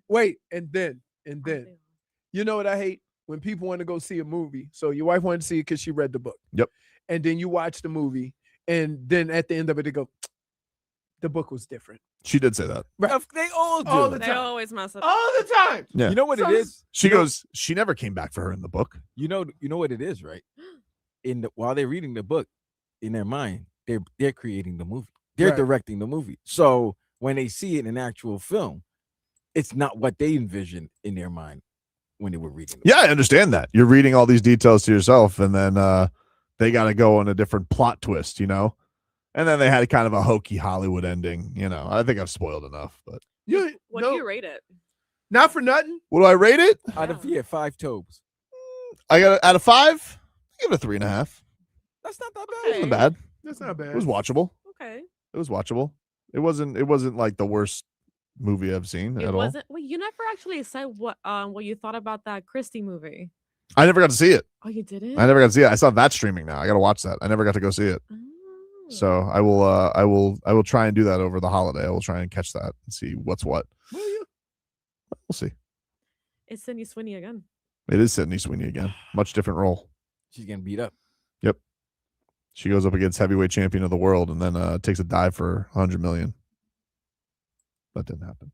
I thought you were talking about. You sure it was Sydney's? You sure you talking about the right blonde here, Jake Paul, instead of Sydney Sweeney? The promoter was like, I think we all saw today that there was not a skill difference between Jake Paul and Anthony Joshua, that it was just a size difference. I'm like, hey man, you need Size difference. You really Well, first of all, the ring was ginormous. Yep. And he could keep him away with a jab from the other side of the ring. Yep. Like, so, and then whenever you got too close, you tackle. I'm like, That, I think that's the part that when you start seeing him grab like that and tackle like that and do all that stuff like that, it made me want to get knocked out. yeah, even like, more. You know, you're a serious person. You get on the microphone and say that there wasn't a skill difference. Then you stop watching boxing. You're ruining it. Take a break. Mix things up on the other side.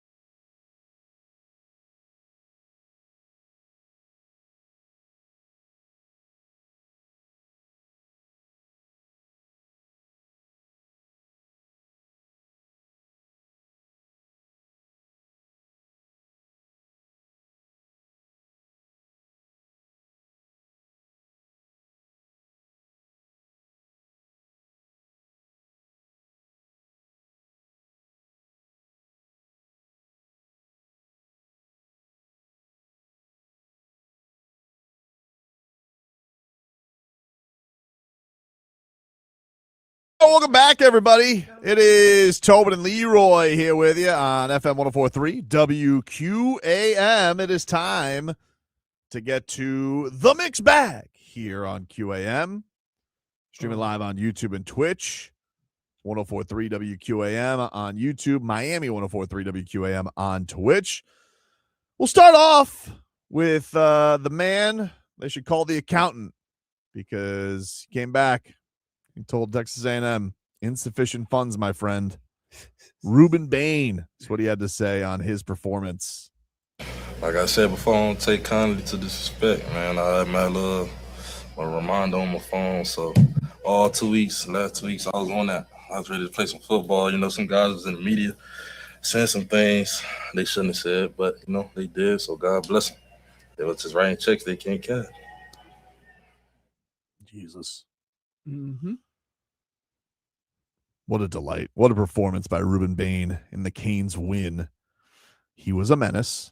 I mean, it wasn't even close. Like, I would say that it's easy to talk trash without that guy standing in front of you. Mm-hmm. I bet you he won't talk trash no more. His Instagram live in the post game was much more unfiltered, but you guys can go look it up. We can't play that. Yeah, we can't play that. I mean, that's you got to eat it. Yep. If you're gonna do that, you got to eat it. Mark Fletcher, great game. Is it me or does Rueben Bain look like he's 35 years old? Yeah, 35, more 45. Yeah, he looked like that old uncle that talked trash. That's strong as an ox. You know, everybody got that old, strong uncle. A lot of people were getting cute, too. They were like, I don't know about his wingspan, if you can make it in the league. A lot of that was chirping, too. He's like, okay, cool, dude. Watch this. Watch me wreck this game. Him, Mesidor. Hold my beer. Yeah, great call, guys. Good job by the evaluators. You know, they've said that a lot about a lot of people. And I would say we should be over that now because we've certainly blew by the short quarterback thing. Yep. And I would say at some point you got to be able to turn on that film and look at the way a man plays and determine whether he's going to be a good player at the next level or not. Not measure all the things that have nothing to do with his ability or his ability to play on the field and then determine whether he can play based on that.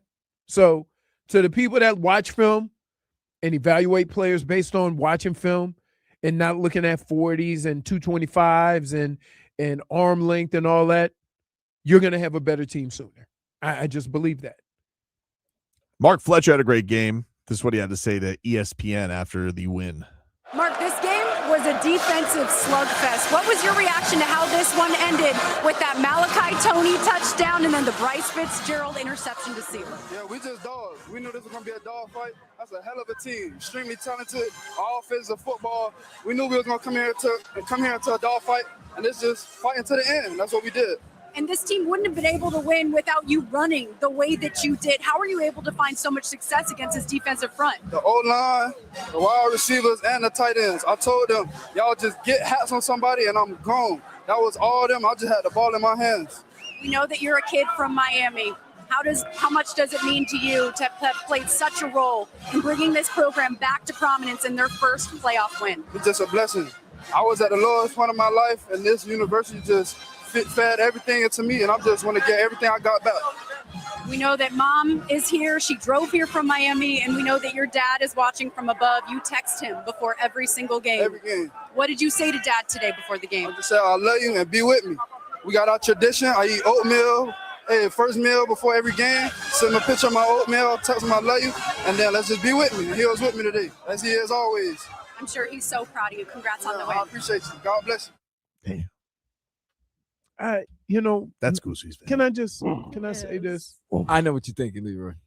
Like, I hate, and I'm going to call it low-hanging fruit, because I hate when reporters go for the sympathy pop. We all know what that man does, right? That's his own thing with the relationship he had with his family. Everybody knows the story. Everybody knows what he does. For you to go live and do that on TV to try to get a pop, right?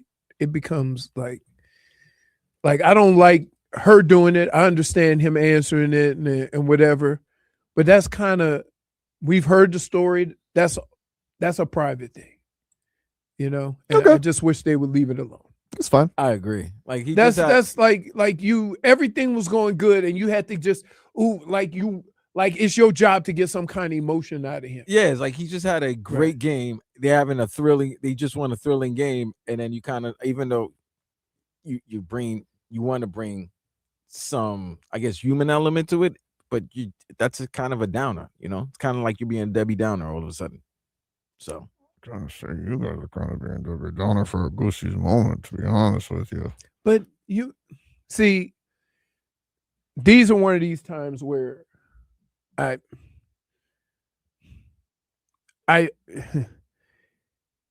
everybody wanted to feel good, right? But to me, the moment was once he went through all the stuff that he did and him wanting to give the University of Miami everything, right? Then that was the Goosie's part. But to just keep going and pulling at it, all right. My own opinion. It is your own opinion. Okay. You're entitled to your opinion. All right. Like I it concur. just, if we ever, you know, if we ever had one of those moments in our lives and every time something good happened, somebody would go back to that, I don't know if we would feel the same way. You know, you'd feel more like I did. I guess. I don't know. I mean, like, it is one of those things. This is the biggest stage Mark Fletcher's ever been on, though. Yeah. You know? Mhm. So I don't think he Right. would take offense to sharing emotion of something that's a big deal in his life. Right. You know what I mean? Like, I don't know. Again, it's your opinion. You read it one way, I read it another. I don't really want to quibble about it because I can't tell you how to feel, Right. or Vlad to feel. Right. But for me, thought it was Goosie's, thought it was awesome. I think it's cool that he gets to share that stuff with his dad. About his dad, you know? With his dad. Share it with his dad. I agree. You know? Share it It with was his Goosie's. dad, not with us. I think that's like personal stuff that. But a lot of people, I mean, not everything is in it for everybody. Like people do like to share that stuff out there, you know? Yeah, but And it was but said- what I would say is this, and I think this is where we're on the same page, but we're not, is using that moment to determine that is maybe what I have a problem with. You know, because you kind of catch him in a position where he's almost has to share it. I guess. You see what I mean? Like at that moment to do it there, it's not a situation My best guess though, Leroy, is these Mhm. kids are in production meetings and things like that. I think that they probably know, like, that's something that they've probably shared with the reporter anyway. You know, like I could tell you from you know, like when we're doing like stuff for fights and stuff, like you'll get those stories. Like I had a fighter whose brother died right before the Yeah, fight, and he uh-huh. wants to share that about Right. I got you. his family too. Like I don't like again, I just went at it from kind of like you feel. I'm not gonna right. bust you Like for it. I just like I don't think it's always a person's job to tug on someone else's emotions to make a moment, especially a moment like that after that game. That's all I'm saying. It should be about the game. Mario Cristobal, this is what he had to say to ESPN after the win. Coach, Malachi Toney fumbles the football. Oh, there we go with the drive-by. I think that was Ask first about your family. Before the game, you were all business, but celebrating right now. What does this mean to you? What does this mean to you, this moment? Just more validation. Again, we have a group of guys that, look, this means my boy. This means everything to them, and they made a decision 40 some odd days ago to change the narrative. And you know, we've built this team from the trenches out. Physical, tough, more than anything, they're great human beings. We love this baby. Let's go. But I'll go to the big guy upstairs. Thank you for that's the effort of our guys. They're just different. You had a vision when you came back to the University of Miami. How does this vision compare to what you're feeling right now? I mean, this is awesome. It's a next step, right? And validating what we came here to do. So obviously we're excited. By the time we end up walking in the locker room, we'll start thinking about the next one. But again, number one, or number two, I should say, credit to them. That's a great football team over there. They're physical. This environment is second to none. But the Miami Hurricanes are just getting started. We're about to go to Malachi Toney. What did he show you in the fourth quarter after the fumble, and then he comes back with the game-winning touchdown? What he's shown all year long. I mean, he's unfazed. He's unaffected. He trusts his teammates. His teammates trust him. When that ball came out, look how many teammates ran to him and said, "Hey, man, you'll be all right. You'll be back." There you go. That was Mario Cristobal at ESPN after the win. And, of course, in the middle of that, first his son was there, and then Michael Irvin came and gave him took over. Gave him a big smooch on the cheek. Very big. I'm glad you found your chair, Leroy. I know. It just You struggled there for a bit. Yeah, I was like, the recoil on it was like a shotgun. I really wish your camera wasn't so grainy. That was Yeah. perfect. Internet in the building sucks today, huh? Yeah, today. It's on holiday already? It's on holiday? You know what's funny? What's up? Nobody's in the building. Yeah, we get the note. Oh, we're closing the offices Wednesday for the holidays. Thank you so much. Thank you. Thank I think everybody's taken that already. They've gotten the note on that. Oh, man. Crazy. What a win by the Canes. Awesome moment. Cannot wait for Ohio State and the slate coming up. Tobin. Yes, sir. There's a lot of pressure on the Kings. You don't have to tell me, No, dude. because look, the state of Ohio has owned the city of Miami this whole year. The Cavaliers whooped the Heat's ass. The Browns and the Bengals have beaten the Dolphins in both encounters they've had. Huge games. Yeah, man, you can't beat them. And they already have the Miami. They already have Miami of Ohio. Here's the You deal. can't be, come on, you can't. Here's have, the deal. Can't have them beat you again. Blaine. All that is irrelevant. All that crap didn't mean nothing. This means something. Now, I would like to not think that everybody gonna start talking about what happened in 2001. Possible. When none of the players on the team were alive. I was there. When none of the players on the team were alive. Terry Porter cost me a When ring. none of the players on this team were alive. Terry Porter cost me a ring. Forever. Again. Joe Zagacki, not a national champion play-by-play guy because of Terry Porter. Again. Don Bailey Jr., not a national champion color commentator, radio color commentator because of Terry Porter. Okay. They've all heard the stories, Leroy. I know. I think they're going to get this. I understand that, but I'm just like back-to-back championships. Let's move because of Terry Porter. Okay. I'm going to reiterate that man's name until December 31st. You can fight it, but they're going to play it a gazillion times. And it's not going to just be Miami, by the way. They're going to play that on ESPN. You think? Too. Oh, what? Of course. By the way, there's going to be a whole package with it on game day. Of course, dude. By the way, ACC Network, the Hurricanes are in. Stop showing the Hurricane games every damn day. I don't think they have anything else. They Who else are they proud of? They got ACC basketball they can show. What are we doing? You know what? Canes win last night? Yes, they did. They beat North Florida. Killing it. Bro, they showed the Canes Louisville game this morning. Did they really? Yeah. I'm like, what? Why are we still showing Canes games? ACC's got to get their stuff together. Don't worry, I got to tell you. They question their coaches' moves, just like we sometimes question Mario. Should be an interesting setting. Him and Ryan Day. Oh, I mean, they've been trying to fire Ryan Day for 3 years. I can understand. He lost to Michigan. They're like, he's over. We need another Kane win. Then he win the national championship. They're like, oh, we love him. He's good now. He beat Michigan. He's got a Dude, national championship. I asked the question last week. He got Sharon Moore fired. He's good. I asked the question to people in Ohio because they said, we don't care. We lost to Michigan. We don't care about the national championship. We lost to. Okay.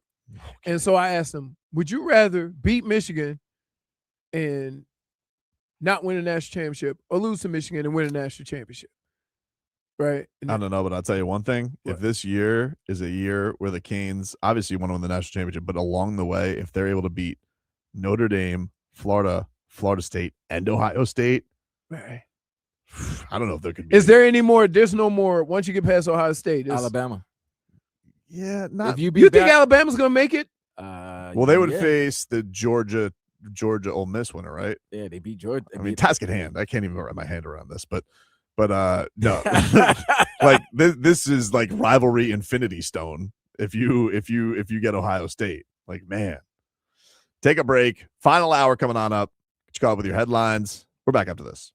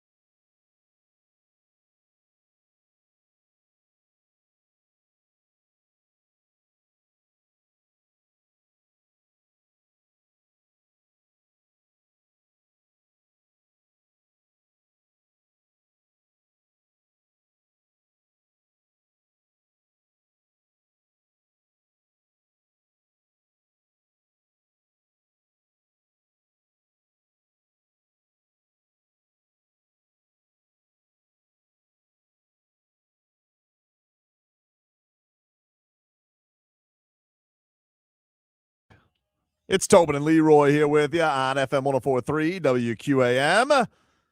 We take you guys up until 2 here on this lovely Monday. This could be a Prince song. Actually, it's not. I know, but it could be because this is how, you know what I mean? I mean, I know what this song is, but tell for the intangibles out there. Let them know what song this is. I don't know. What is it? It's Nas and Primo. Oh, okay. Come on, Leroy. Light Years. This You got the screen in front of you. Shine Together. No, he doesn't. Oh, no, Yeah, he does. I got my own screen. He has his No. own screen. He I can't got see. my own screen. Well, I'm telling you what. That was good.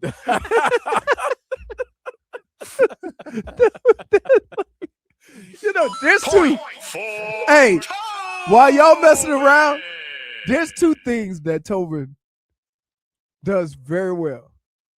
Deflect. No, if there's a situation where he don't want to get, he becomes ultimate intangible and he just backs away. Right? When it gets a little dicey, He pulls a homer. when it gets a little dicey, he just looks at me and say, "You got it. You got it. Go ahead. You got it." Sometimes you got to know when to let somebody else run the offense, you know? Oh, man. Headlines are brought to you by Doral Kia. Home of the Pricito, our lowest price. Visit us at Doral Kia or DoralKia.com. You know. Yeah, Vlad, you might not put my buttons up there for a second, dude. I got something to press here. Hold on. Thank you. -1 for tardiness. I'm worried about how much you're going to the bathroom lately. You all right, dude? You like extra hydrated? What's going on? No, she's probably dehydrated. Oh yeah, Yes. Jimmy, she did. She was partying this weekend. I'm maybe think that maybe she needs some electrolytes because what you did to that coffee in there, Mm-hmm. I think you still might have remnants. Wait, what? Leroy was judging me for the way I No, prepared my she was coffee. trying to play it off. She put water in a cup. First of all, she made coffee and pressed the go button and didn't have no cup where the coffee goes. Yeah, So right.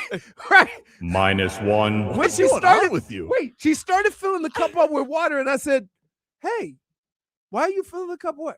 I got my own thing. All right, whatevs. She finally catches up, puts the cup in there. Then she starts mixing coffee, water, and creamer in a rando cup. And I'm like, what are you doing? Miami Heat, they will be back in action tomorrow after their 1-2 road trip. They lost to the Sexy Knicks and the sauce. Celtics. I'm all hopped up on coffee. I only drink coffee at work. I do not drink coffee at home. I don't drink coffee when I'm on the road. I just drink coffee here. 2 Cafe Bustelas and you're on the ground like Wait a Michael minute. Irvin. You don't drink coffee at home, No, and you're married to a French Canadian. she drinks coffee. I know. That's what I'm saying. My mother-in-law can drink the strongest cup of coffee in the world and then can say good night. Yeah. And Yes. you're like talking faster. Huh? All right. I only drink coffee here. All right. And it's Monday. You sounded See, like Michael Irvin. There's, Yeah, there's Southern. nothing Hey. in the coffee. Ready to- Hey, you can only mess with me when I start sweating. If I ain't sweating, I ain't digging. I'm just saying you sounded. I didn't say Yeah. you're looking. Like, Was- and plus, keep in mind, I've been on all fours for like 3 segments. Did the guy did he get confused? I didn't see the Netflix broadcast, but did he predict a football game when they went to him? Somebody was saying that he predicted the wrong thing when she asked for a prediction, and I think he predicted Miami, and she goes, "I meant the fight." He don't care about no damn fight, man. You know, you had a fight, right? So people only care about what's going on here. Didn't feel like I was at a fight. I felt like I was at a bullfight. Really? Dude, Did it- First of all, like, and I believe this. It's over for him. Not that he got knocked out, but all that tackling and running and stuff. Yeah. That right there was just I'm also tired of people saying the reason I lost the fight is because I got tired. Like, yeah, that's part of that's that Stop you running. stop having a fight in the middle of a track. Everybody Stop running. like it's literally the part of the like yes, that's part of the game. Whoever's tired. It's like the Bills complaining that there's a sun in Miami. It's like, oh, that's part of it. I'm sorry, you know, like that goes with the playing field. Is if he wouldn't, he got me tired because he's so much bigger. Oh, I'm sorry. Were you unaware about how big he was when you weren't, doing standoffs with him all week? Right. You probably were thinking to yourself, this guy could wear me out a little bit. I can't front, man, but he got hit by that right hand. Ooh. You could tell his face, his body talked to him. His body was like, "That's it, champ." Yeah, no, he ain't call him champ. He's like, wow. He say, you ain't tell. Hey, Face looked up at him and said, "You ain't tell me he was gonna hit like this." Jaw said, And, "Oh." and the Jaw said, "2-time heavyweight champ." Because I mean, I remember one time, Jake walked into like a jab and almost took a knee then. Yep. And I'm like, oh my goodness. He's a monster. He went up against a monster. And Yeah, I mean, but- it's like that's why I'm telling you, like the people around him are irresponsible. Like, I'm like, why did you guys think? Look, and again, the credit I will give him is very tough. Like you took a punch and you left it. Hope it was worth the money. Right. But and it didn't get more dangerous. But Wait. His dumbass, after getting his jaw cracked, Mhm. had the audacity. Oh yes, to come after Canelo. Thank you. oh yeah, well, What? don't do that. Please learn your lesson. Now, Wait, so now when your here's ribs, the difference though. Now when your ribs tenderize now. Think when his about ribs this. tenderize. What- Vlad, what makes it worse is this: that Anthony Joshua gonna try to knock him out. You think Canelo's gonna? Canelo's gonna be death by 1,000 paper cuts. Yeah. Because you think you got tired running. He's- How you gonna be when you just get to pat, pat, pat, pat, pat, pat, pat, pat, pat. Just get I'm asking the people around Jake Paul who care about Jake Paul They don't. they obviously don't. Like his promoter doesn't care, but I'm asking you guys, stop doing this to him. Like you did it. Congratulations. Tip of the cap to getting everybody to buy into this. But enough already. You're gonna get this man seriously hurt. It's enough. It's over And already. then Logan, don't go by Anthony Joshua's corner and start trash talking. Yeah. You're just setting your brother up to get Look, destroyed. here's the true thing, and I don't know how the camera showed this. I saw Logan Paul. That dude ran to his brother's aid, which he should as a good brother. He was terrified for what happened to his brother when he took that right hand. Well, you know what? Don't trash talk for then when brother gets said right hand. There's a little bit more impact to that right hand. Oh no. What felt like a right hand to the face also was the Dolphins in the third quarter. I mean, but we've been watching that. Like they've had standing 8 counts in maybe 10 of the games. This Does year. Mike McDaniel feel bad what he did to Quinn Ewers? Like because he basically was like, listen, Quinn, you're my guy, dude. You are my guy. You're gonna lead this team. And then Quinn Ewers has this unraveling in the second half. You know, some of it his fault, some of it not. Funny thing about adjustments, Mhm. they can do them too. But it's like you're like, oof. Because like you said this on whenever we got the news, you're like, I think it's gonna be terrible. Like it's going to be really bad for him. And it was a terrible outing. I don't. First of all, the fact that they just jumped right over Zach Wilson, right, and Yep. went to Quinn Ewers. I know damn well he could say it, and this is what I wish Shador would have said. Oh, I've been preparing like I was going to play every week. That's a lie, but you say Oh, it they tried that move because it too. sounds good, right? And also to say, I think he's earned the opportunity, right? So you jumping over, another guy to make him the starter. It just had to make up some. Now I will say the game started not bad. Threw some accurate passes, but then guess what the defense started doing? Changing it up a little bit. Little giving one look and showing one look while running a different coverage. Makes a young quarterback feel comfortable that he looking at all the right things. And next thing you know, you throw it right to a guy because it wasn't the coverage you thought. And that's the lumps that you have to take with a young quarterback. So I was kind of excited to see some of the throws he made early, the timing throws with a little zip, and it looked good till it didn't. And part of it is that your defense, for whatever reason, looked horrible. Oh, they packed it up. I think it felt Picked. But I mean, but that look, Jordan Brooks was playing, I think, with a banged up foot and knee, and that running back had him spinning like a top, like really. they put him out. They put him Chase out. Brown, they yeah. put him out there on the island. Yeah, right? he had no shot against him. He had absolutely zero chance against him, and it just felt like once that turnover happened and then they gave up the first touchdown, they felt like, you know what? That just wasn't there anymore. Right. And look, Joe Burrow, he carved him up. And then and you don't want to be the team that gives Joe Burrow back his joy. Joe Burrow was sitting out here after the game. He goes, "Oh, that was fun." I was like, "Really? This guy hasn't had fun all year." The Dolphins let him have fun. It's Miami. You always gave him the joy back. Gave him his joy back, Vlad. I It's need to go play Miami. the You always Dolphins. get your joy I want back my in joy Miami. back. I want my joy back too. You got your joy Saturday, guys. T. Higgins willy-nilly down the field. Jamar Chase, Randy Moss, and people. Crazy. I mean, obviously they were going against a rookie quarterback, but this is probably the best defense Cincinnati's played all season. Yeah, that's true. But I'm just trying to figure out, man, like it looks so good. 2 weeks ago? No, early in the game. That's how it always looks. And then, know. I don't know. He's just I'm like telling you, dude. meltdown. Hey, I don't even need to run. I don't even need to change the plays of this offense. But I bet you I could call a better game. I agree. I bet you I can make more adjustments based on the plays they've been running Coach Leroy. going into the second half. Mhm. Like it's one thing to like, it is one thing to see or to guess what is coming next. It's another thing to actually have been through it and you kind of have an idea of how teams defend certain things.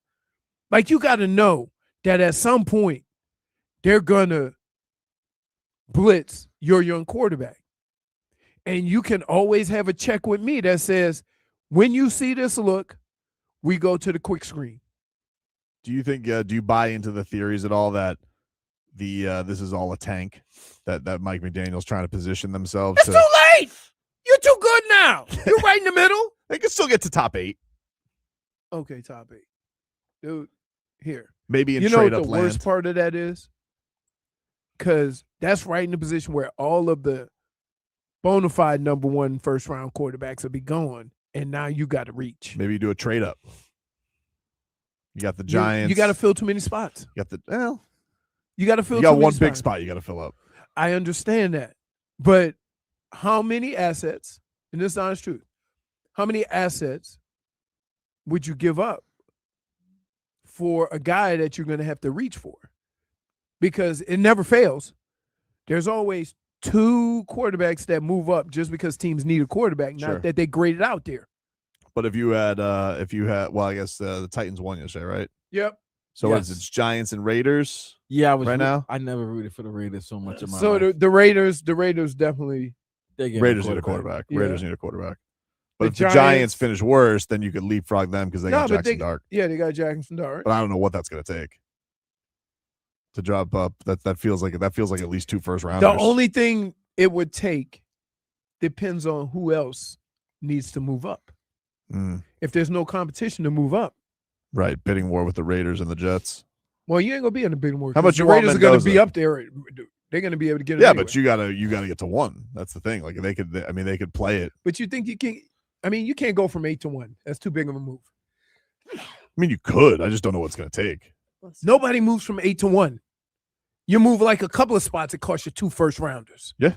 So What you did, move the from Ja- 4. the If Jaguars- you move from 4 to 1, it costs you 2 first What did rounders. the Jaguars traded a ton to get Travis Hunter? Didn't they? I feel like they traded up 2 1s to get Travis Hunter. Yeah, just to move up to 2. Yeah, that's what I'm, so Right. No, you can't move from 8 it's to doable 1. though. No, it's not. It's doable. Only guys that move up that high are usually already in the top 5 because you can trade that pick. If you trade down from there to 8, so say if the Dolphins end up with the 8th and you say, I'll give you 2 first rounders, we'll swap this year and I'll give you and 2 first rounders. Like sometimes the people that are drafting higher than you have a better chance just because of where they sit.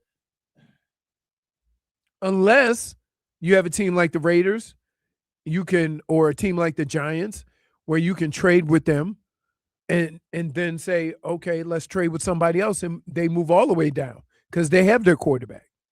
So they acquire maybe with the same, the same player, having a top 5 pick and they don't need a quarterback, they might be able to trade with somebody else and then trade with another person and move all the farther down. You could pick 3 first-round picks for that one pick. It just depends on where you are and who needs what. Take a break here on the show.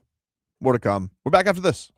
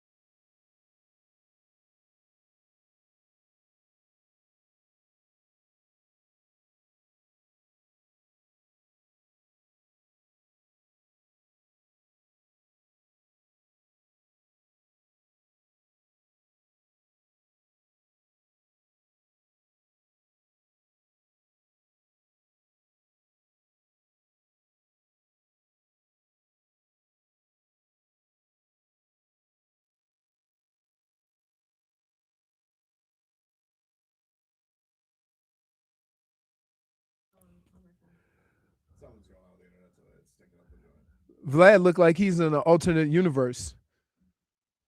Why am I frozen? No, you just look like you doing a like you got one of those space cameras and like you're calling from Mars. Like it's just real grainy. Okay. I wish they shoot the Dolphins offense to Mars. Wow, really? That'd be the most yards they had rushing all year. Damn.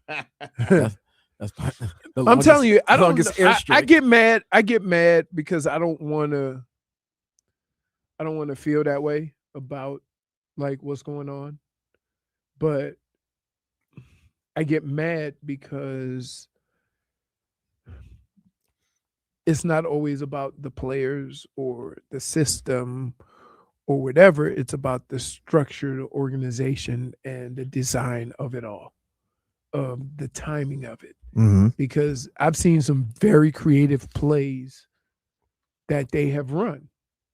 But if you don't run them at the right times, it doesn't maximize the potential of it. Who cares, dude? You could train a bear to ride a tricycle in the circus. Doesn't make him a real bear. What? But quickly. Why? I don't know why. Give it a minus. Why? I don't know. It just that sucked. -1. Time out. If I have a bear. Nope. See, No. There is no. Hold on. Why are you can't trying make to it break make it down sense. like forensic files? No, because we Let it go. we gotta understand No. how crazy that what he just said. Right. So you just said, Yeah. if I have a bear, Yep. and I train it to ride a tricycle, it's still not a bear. Nah, circus bear. That's what this is. It's still a bear. Though. It's still a bear. Nah, dude, it's not. It's not a true bear. That bear wouldn't survive in the woods without its -1. tricycle. Without its tricycle. Yep. I'm telling you. Anyway, 50 Minutes of Game Day Uncensored brought to you by the Lexus December to Remember sales event. Get offers on select models for a limited time. Learn more at Lexus.com. Oh, somebody said we're soft on Bam. Yeah, they were ripping Bam for a good Everybody's 45 ripping. minutes. Everybody's ripping Bam. I mean, like, look. You have to understand what Bam's role is. Bam is not supposed to be your highest scorer. He can do it from night to night, but that's not his role on this team. My problem is that he's very skilled offensively, and he never seems to know when to take over or when to get going. That being said, I don't think he needs to do more. He just needs to be better at what he's doing. Just is what it is. Like, we're going to have the same conversation. We know what it is with him. Like, he is a guy. Do you want to be that guy? It doesn't really appear like he does, because like he's got right now, he's probably got what he wants as far as, you know, matchups and not having to be the guy who's banging with centers all the time. But dude, at that point, then you need to start putting your head down, because everything is just, you know, mid ranges and floaters. And sometimes we need you to drive to the basket more, get to the free throw line. You saw some of it yesterday, but it was a little too late. Right. You know, like the game against Boston was much worse. And then he had the game in Brooklyn where they just kind of like, you know, Kel'el was rocking. So they just said, let's just have Bam sit it. But yeah, it's not been a good run for him. Now, the one thing I would say is he does go through one of these, usually a month, usually a season, where there's like a 3-week swoon where he's just not as polished offensively. It did balance out last year. The team just wasn't as good. But, you know, he called himself out. He says, I'm letting my team down. I'm not being good enough. He knows it. As far as has Kel'el Ware passed him or vanquished him, like, They kind of do different things. Kel'el Ware's got a bag of offensive stuff that is coming naturally to him that Bam did not sooner have. than Bam had. Bam came into the league a lob threat. Right. Like, that's what he was. You know, he's not a guy who is necessarily the fact that Bam has turned himself into 18-9, and that's a disappointment, speaks to, you know, what the will is that he has. But I don't understand why we get, you know, the thing that we should be thrilled about is like both of these guys have the capabilities of doing what they're able to do for this team. It's not good enough from them, but it's also not just on him as to why they are where they are right now. There's been a bevy of things going wrong, a lot of it defensively. Right.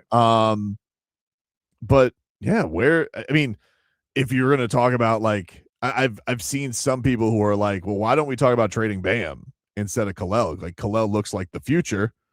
Look, I understand why that critique is there, because if you're going to be in this middling part, be like, well, what do we need to pay a 54 million to a guy to be back into the play-in? We'll see. I don't think they're ever going to get rid of him because he's like heat culture guys. They're number 3 all-time scorer, and I do think he does a lot of winning things. But I don't want to cut you off. Do you? But I hate the phrase winning basketball when you've lost 7 of your last 8. 8 out of 10 too. 8 out of 10. And the only teams we've beaten, Clippers and the Nets. Okay. But it's been a terrible December. I know, but to say it hasn't been good for my health. He's playing winning basketball.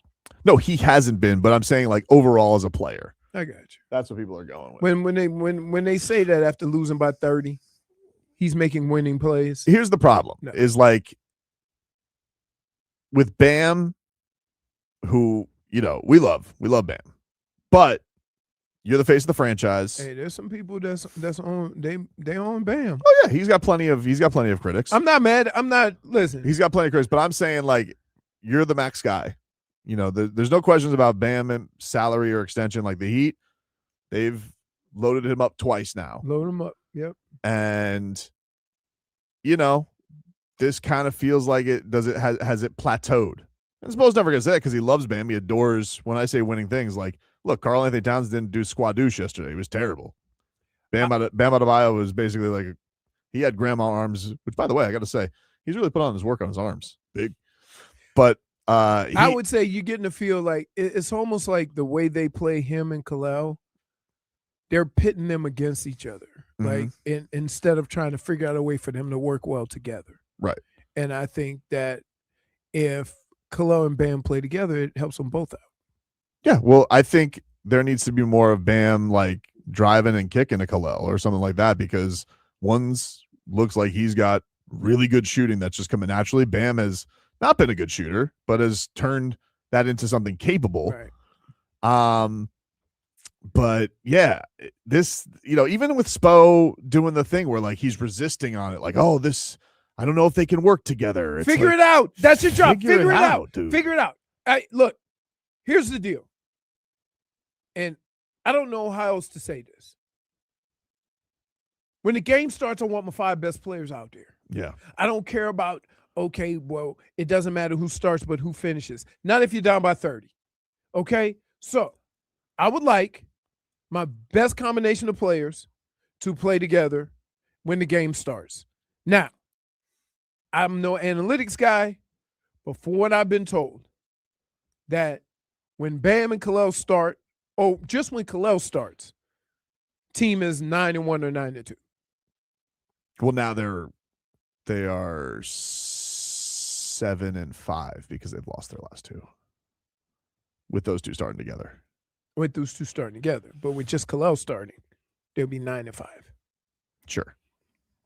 But I'm having a hard time believing that it's hard to figure out how to get them 2 guys in the game. I'm just him. Like, they need to start.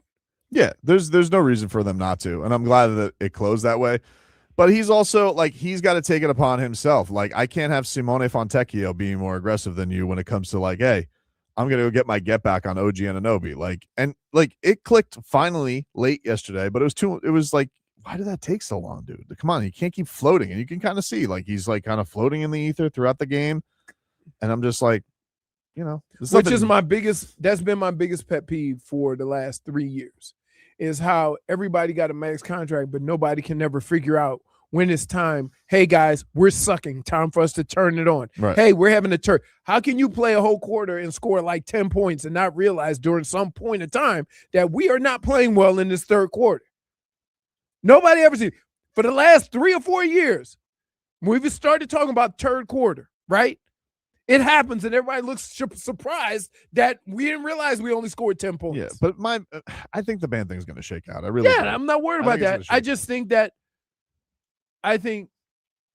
you need somebody on the floor that plays up front that is a bona fide or bona fide scorer to take some of that. Whoever you put with Bam has to be able to score.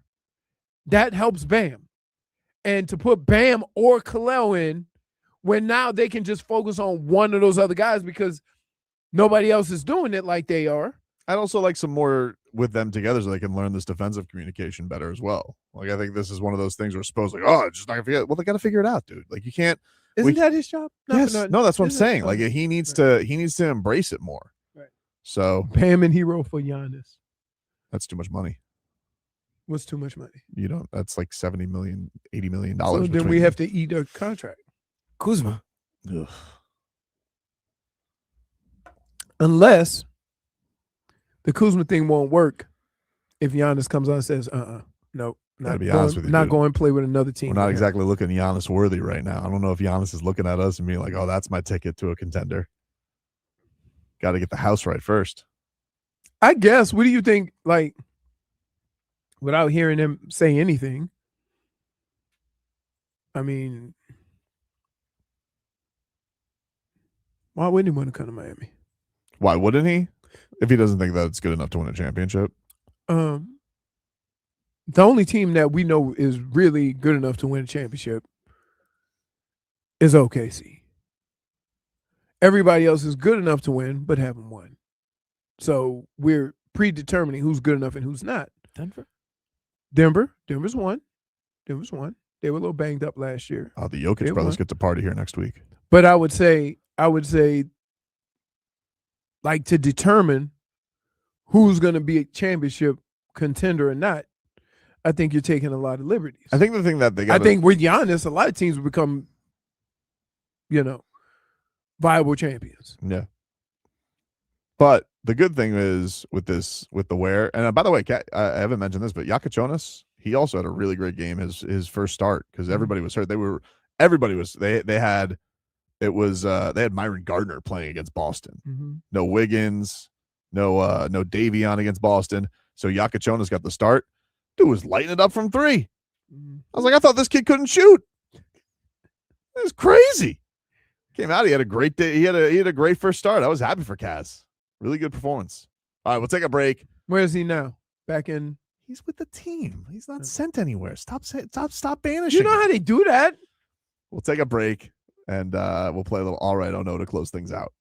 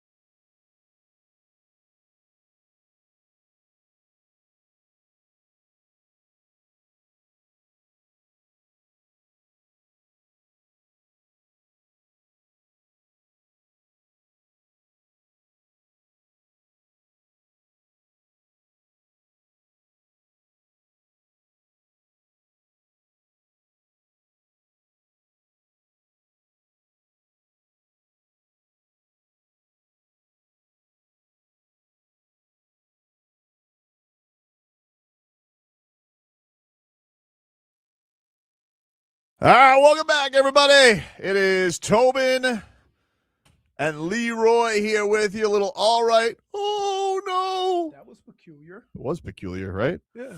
Like, I didn't even know he was here. Oh, man. My all right. Man, a lot of canes I could go Come with. on. A lot of canes I could go with. I'm going to go with Bryce Fitzgerald. Sealed the deal. All right. Yeah. Freshman. Woo, you know what? A lot of freshmen on this team, A lot man. of freshmen, a lot of Miami kids shining out. Mm-hmm. Very good for the Canes. He gets my all right. My oh no goes to Stephen Ross, dude. Like, first of all, like the glasses. Somebody get him a bigger phone. Okay. Oh no. That phone's too small for him. The old aren't very good with technology. I don't know if that's on Garfinkel. I don't know who that's on. He looked a fool in that box. All right. Second of all, if it's true that you've already given Mike McDaniel the assurances, I don't know what you're doing, dude. You would never do this in any other business. This is crazy. I mean, the guy gets blown out after halftime every single game. It's embarrassing. You're embarrassing us, Steven. Leroy? I've already given too many oh no's to that situation. But I want to give an all right to you. We're not going to see you for the rest of the year, brother. Yep. Well, I'll That's be back it. on Monday. On Monday. Yeah. But you won't see me Oh, this your last day? until Monday. Yeah. Next week. It was So my, who's in my tomorrow? last day of the week. I think Frog Boy. I don't know. All right. I don't know. So, but here's the problem. You made, you're coming in Monday because for some reason you feel you have to be here for a weekend of sports. Yes. Right. React to I it. know you. I know you. Dolphins Right. last home game. He called off vacation one time when we moved to morning. Well, Remember? that wasn't my choice. Oh, That wasn't my choice. They Okay. asked me to, when they moved us, they were like, could you cancel your vacation? And I was like, oof, Mrs. Tobin was not happy that we got the move, but not happy about the Right. decision. So yeah, so that's going. My oh no. Hmm? Detroit. Oh no. What are you doing? You let Pittsburgh run over you like that? Oh, wait a minute. I know what he upset with Detroit. That means Aaron Rodgers won again. Yes! Yes! I'm not proud of myself, but I accept it. You just run up. So You know what we call this? what? Getting hot at the right time. Old Aaron Rodgers. He had to be hot. Every time Warren got the ball, he was running for 45 yards. I mean, he did throw for 270. He's rallying the Did troops. he? By the Yeah. way, another winning By the way, season. you know he's throwing for 4,000 yards this year. Really? You bet. Yeah, check out Aaron Rodgers' stats. And boy, you're going to hit Leroy. Since you love eating, eat some humble pie. You know, Achan's not that far from 2,000 total. Total yards. Yeah, I know. Very impressive. I know. Shame it's wasted. It probably means a little bit more when he's really the only weapon you have. Oh, and that first still able touchdown to run do was it. that's first touchdown was so sick. Right. And he looks like he's not moving fast because he's smooth at it. Mm-hmm. And then he just explodes. That's, you know what? I want to give a oh no to that. The Cowboy, No. the Daily Feed. Below. Yeah. Interesting. They showed the big girl open up McDonald's. That's come on. Hey, Just saying. honestly, I really hope that they're still serving that because apparently they're What is not. that? The Grinch meal, and I haven't tried it. I've tried to get my daughter a Grinch meal for 2 weeks. They never have it in stock. What's the Grinch meal? Wow. I think it's like a big Happy Meal. I don't know what it is, to be honest with you. She just keeps asking me, can you get me a Grinch meal? And I go there and they're like, we don't have that. That makes me sad. What do you got, Jennifer, for your all right and oh no? Well, my all right obviously goes to the Miami Hurricanes, but I also want to give an all right to Mark Fletcher's mother, Linda. She was on the Shout out. Linda. She was on the crowd and she was such a joy to watch. It was Who? great. Mark Fletcher's Mark- mom. Yeah, Oh, yeah, she was fun. Linda. And my oh no goes to these little TikTokers who keep picking fights everywhere in public places. When people are already on edge, just go ahead and bring more edge. I'm all for bits, but I'm it was a not very like that. crowded exit from Jake Paul versus Anthony Joshua. Can we not stage you fighting former UFC heavyweight champion Andrei Arlovski? Not the time. It's I not the mean, time, but, man. like that's how. Look, I get everybody Also, want to do pick stuff. on someone your own size. I get everybody want to do something for the clicks, But y'all getting hurt out there trying to be influencers or whatever you call And you yourself. can also hurt the people around you too. I just find it dumb. Like I saw him circling a couple times, and he just looked. He was up to no I good. forgot you were at the fight. I was there. Because I kept She forgetting had to be there in person. the I had to be comments. there in person. The comments that were coming. Like I was like, is she there? Forgot what I said. Yeah, though. I didn't know you were going either. I know Vlad was going. I told you guys I was going. You I did? knew you were going. I did. I don't No, remember you that. said you were gonna watch it with your friends. Yeah. but Yeah, you you didn't never tell us you were said going. you were No, gonna and go then and I watch. said, "Oh, they offered tickets." So, and then I told you guys that they were giving tickets. Everybody was offering tickets. Yeah. Yeah, they made So 100. I went. Yeah, they made 100 million for this fight. No, And they didn't also- say. Did they say he made 100 million? That's what they're Said he claiming. made 120, Yeah, sure while they Really? Joshua made 60. Sure they They did. also said 95 to 100 million people watch it worldwide. Yeah, sure they did. Well, what are you doing? What? What Oh, are you doing? I'm sure it's on You the up and calling up. numbers a lie?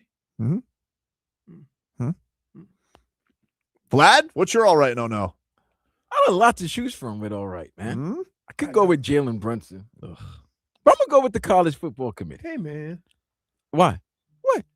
All right, go ahead. Why can't I go with the college He football committee? hasn't No, I peacocked thought much you- today. I I gotta give know. him credit. Okay, No, I okay. haven't done. Okay. It is what it is. Whatever. Okay. You Okay. know, I got you. Go You're with the right. kid. You are absolutely correct. Stupid You Ben haven't Stiller. peacocked. college Um, football playoff committee should be happy right now. They got it right. Miami and Alabama went on the road. The last two teams, quote unquote, and they won. First two teams who went on the Yeah. road in college football, in the college football playoffs. Miami, the first team to hold A&M without a touchdown in like 40, 50 years. So definitely all right to the college football playoff committee for getting it right. They got it right. Good games, except for the two automatic qualifiers. My own now, Hmm? special teams. Special teams have played football all weekend Oh my God. in every level of sports. If you were a gambler and had the Rams and you lost because the Rams couldn't pick up a 2-point conversion like Leroy did, You okay? if you had a first half total in the Miami Texas A&M game, Yep. you might have lost because of missed field goals. Well, listen, dude. Missed field goals were costing many people wins and money. So my oh no goes to special teams. I'm with you, dude. I can't. Like, I was counting that money Yeah. because I had the Rams, and here's the thing: me and my boy, we went in halvesies on it. They got a 1.5 points, and I'm like, nobody wins by a point.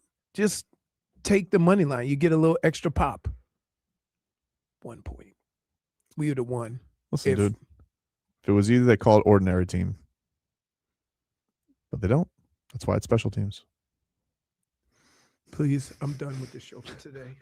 Goodbye. I mean, that's exactly why he said it. -1 for Sass. Merry Christmas to you too, Tobin. Yeah, you too. Pretty much. Have a great time, man. See you next month. See you guys. Yes.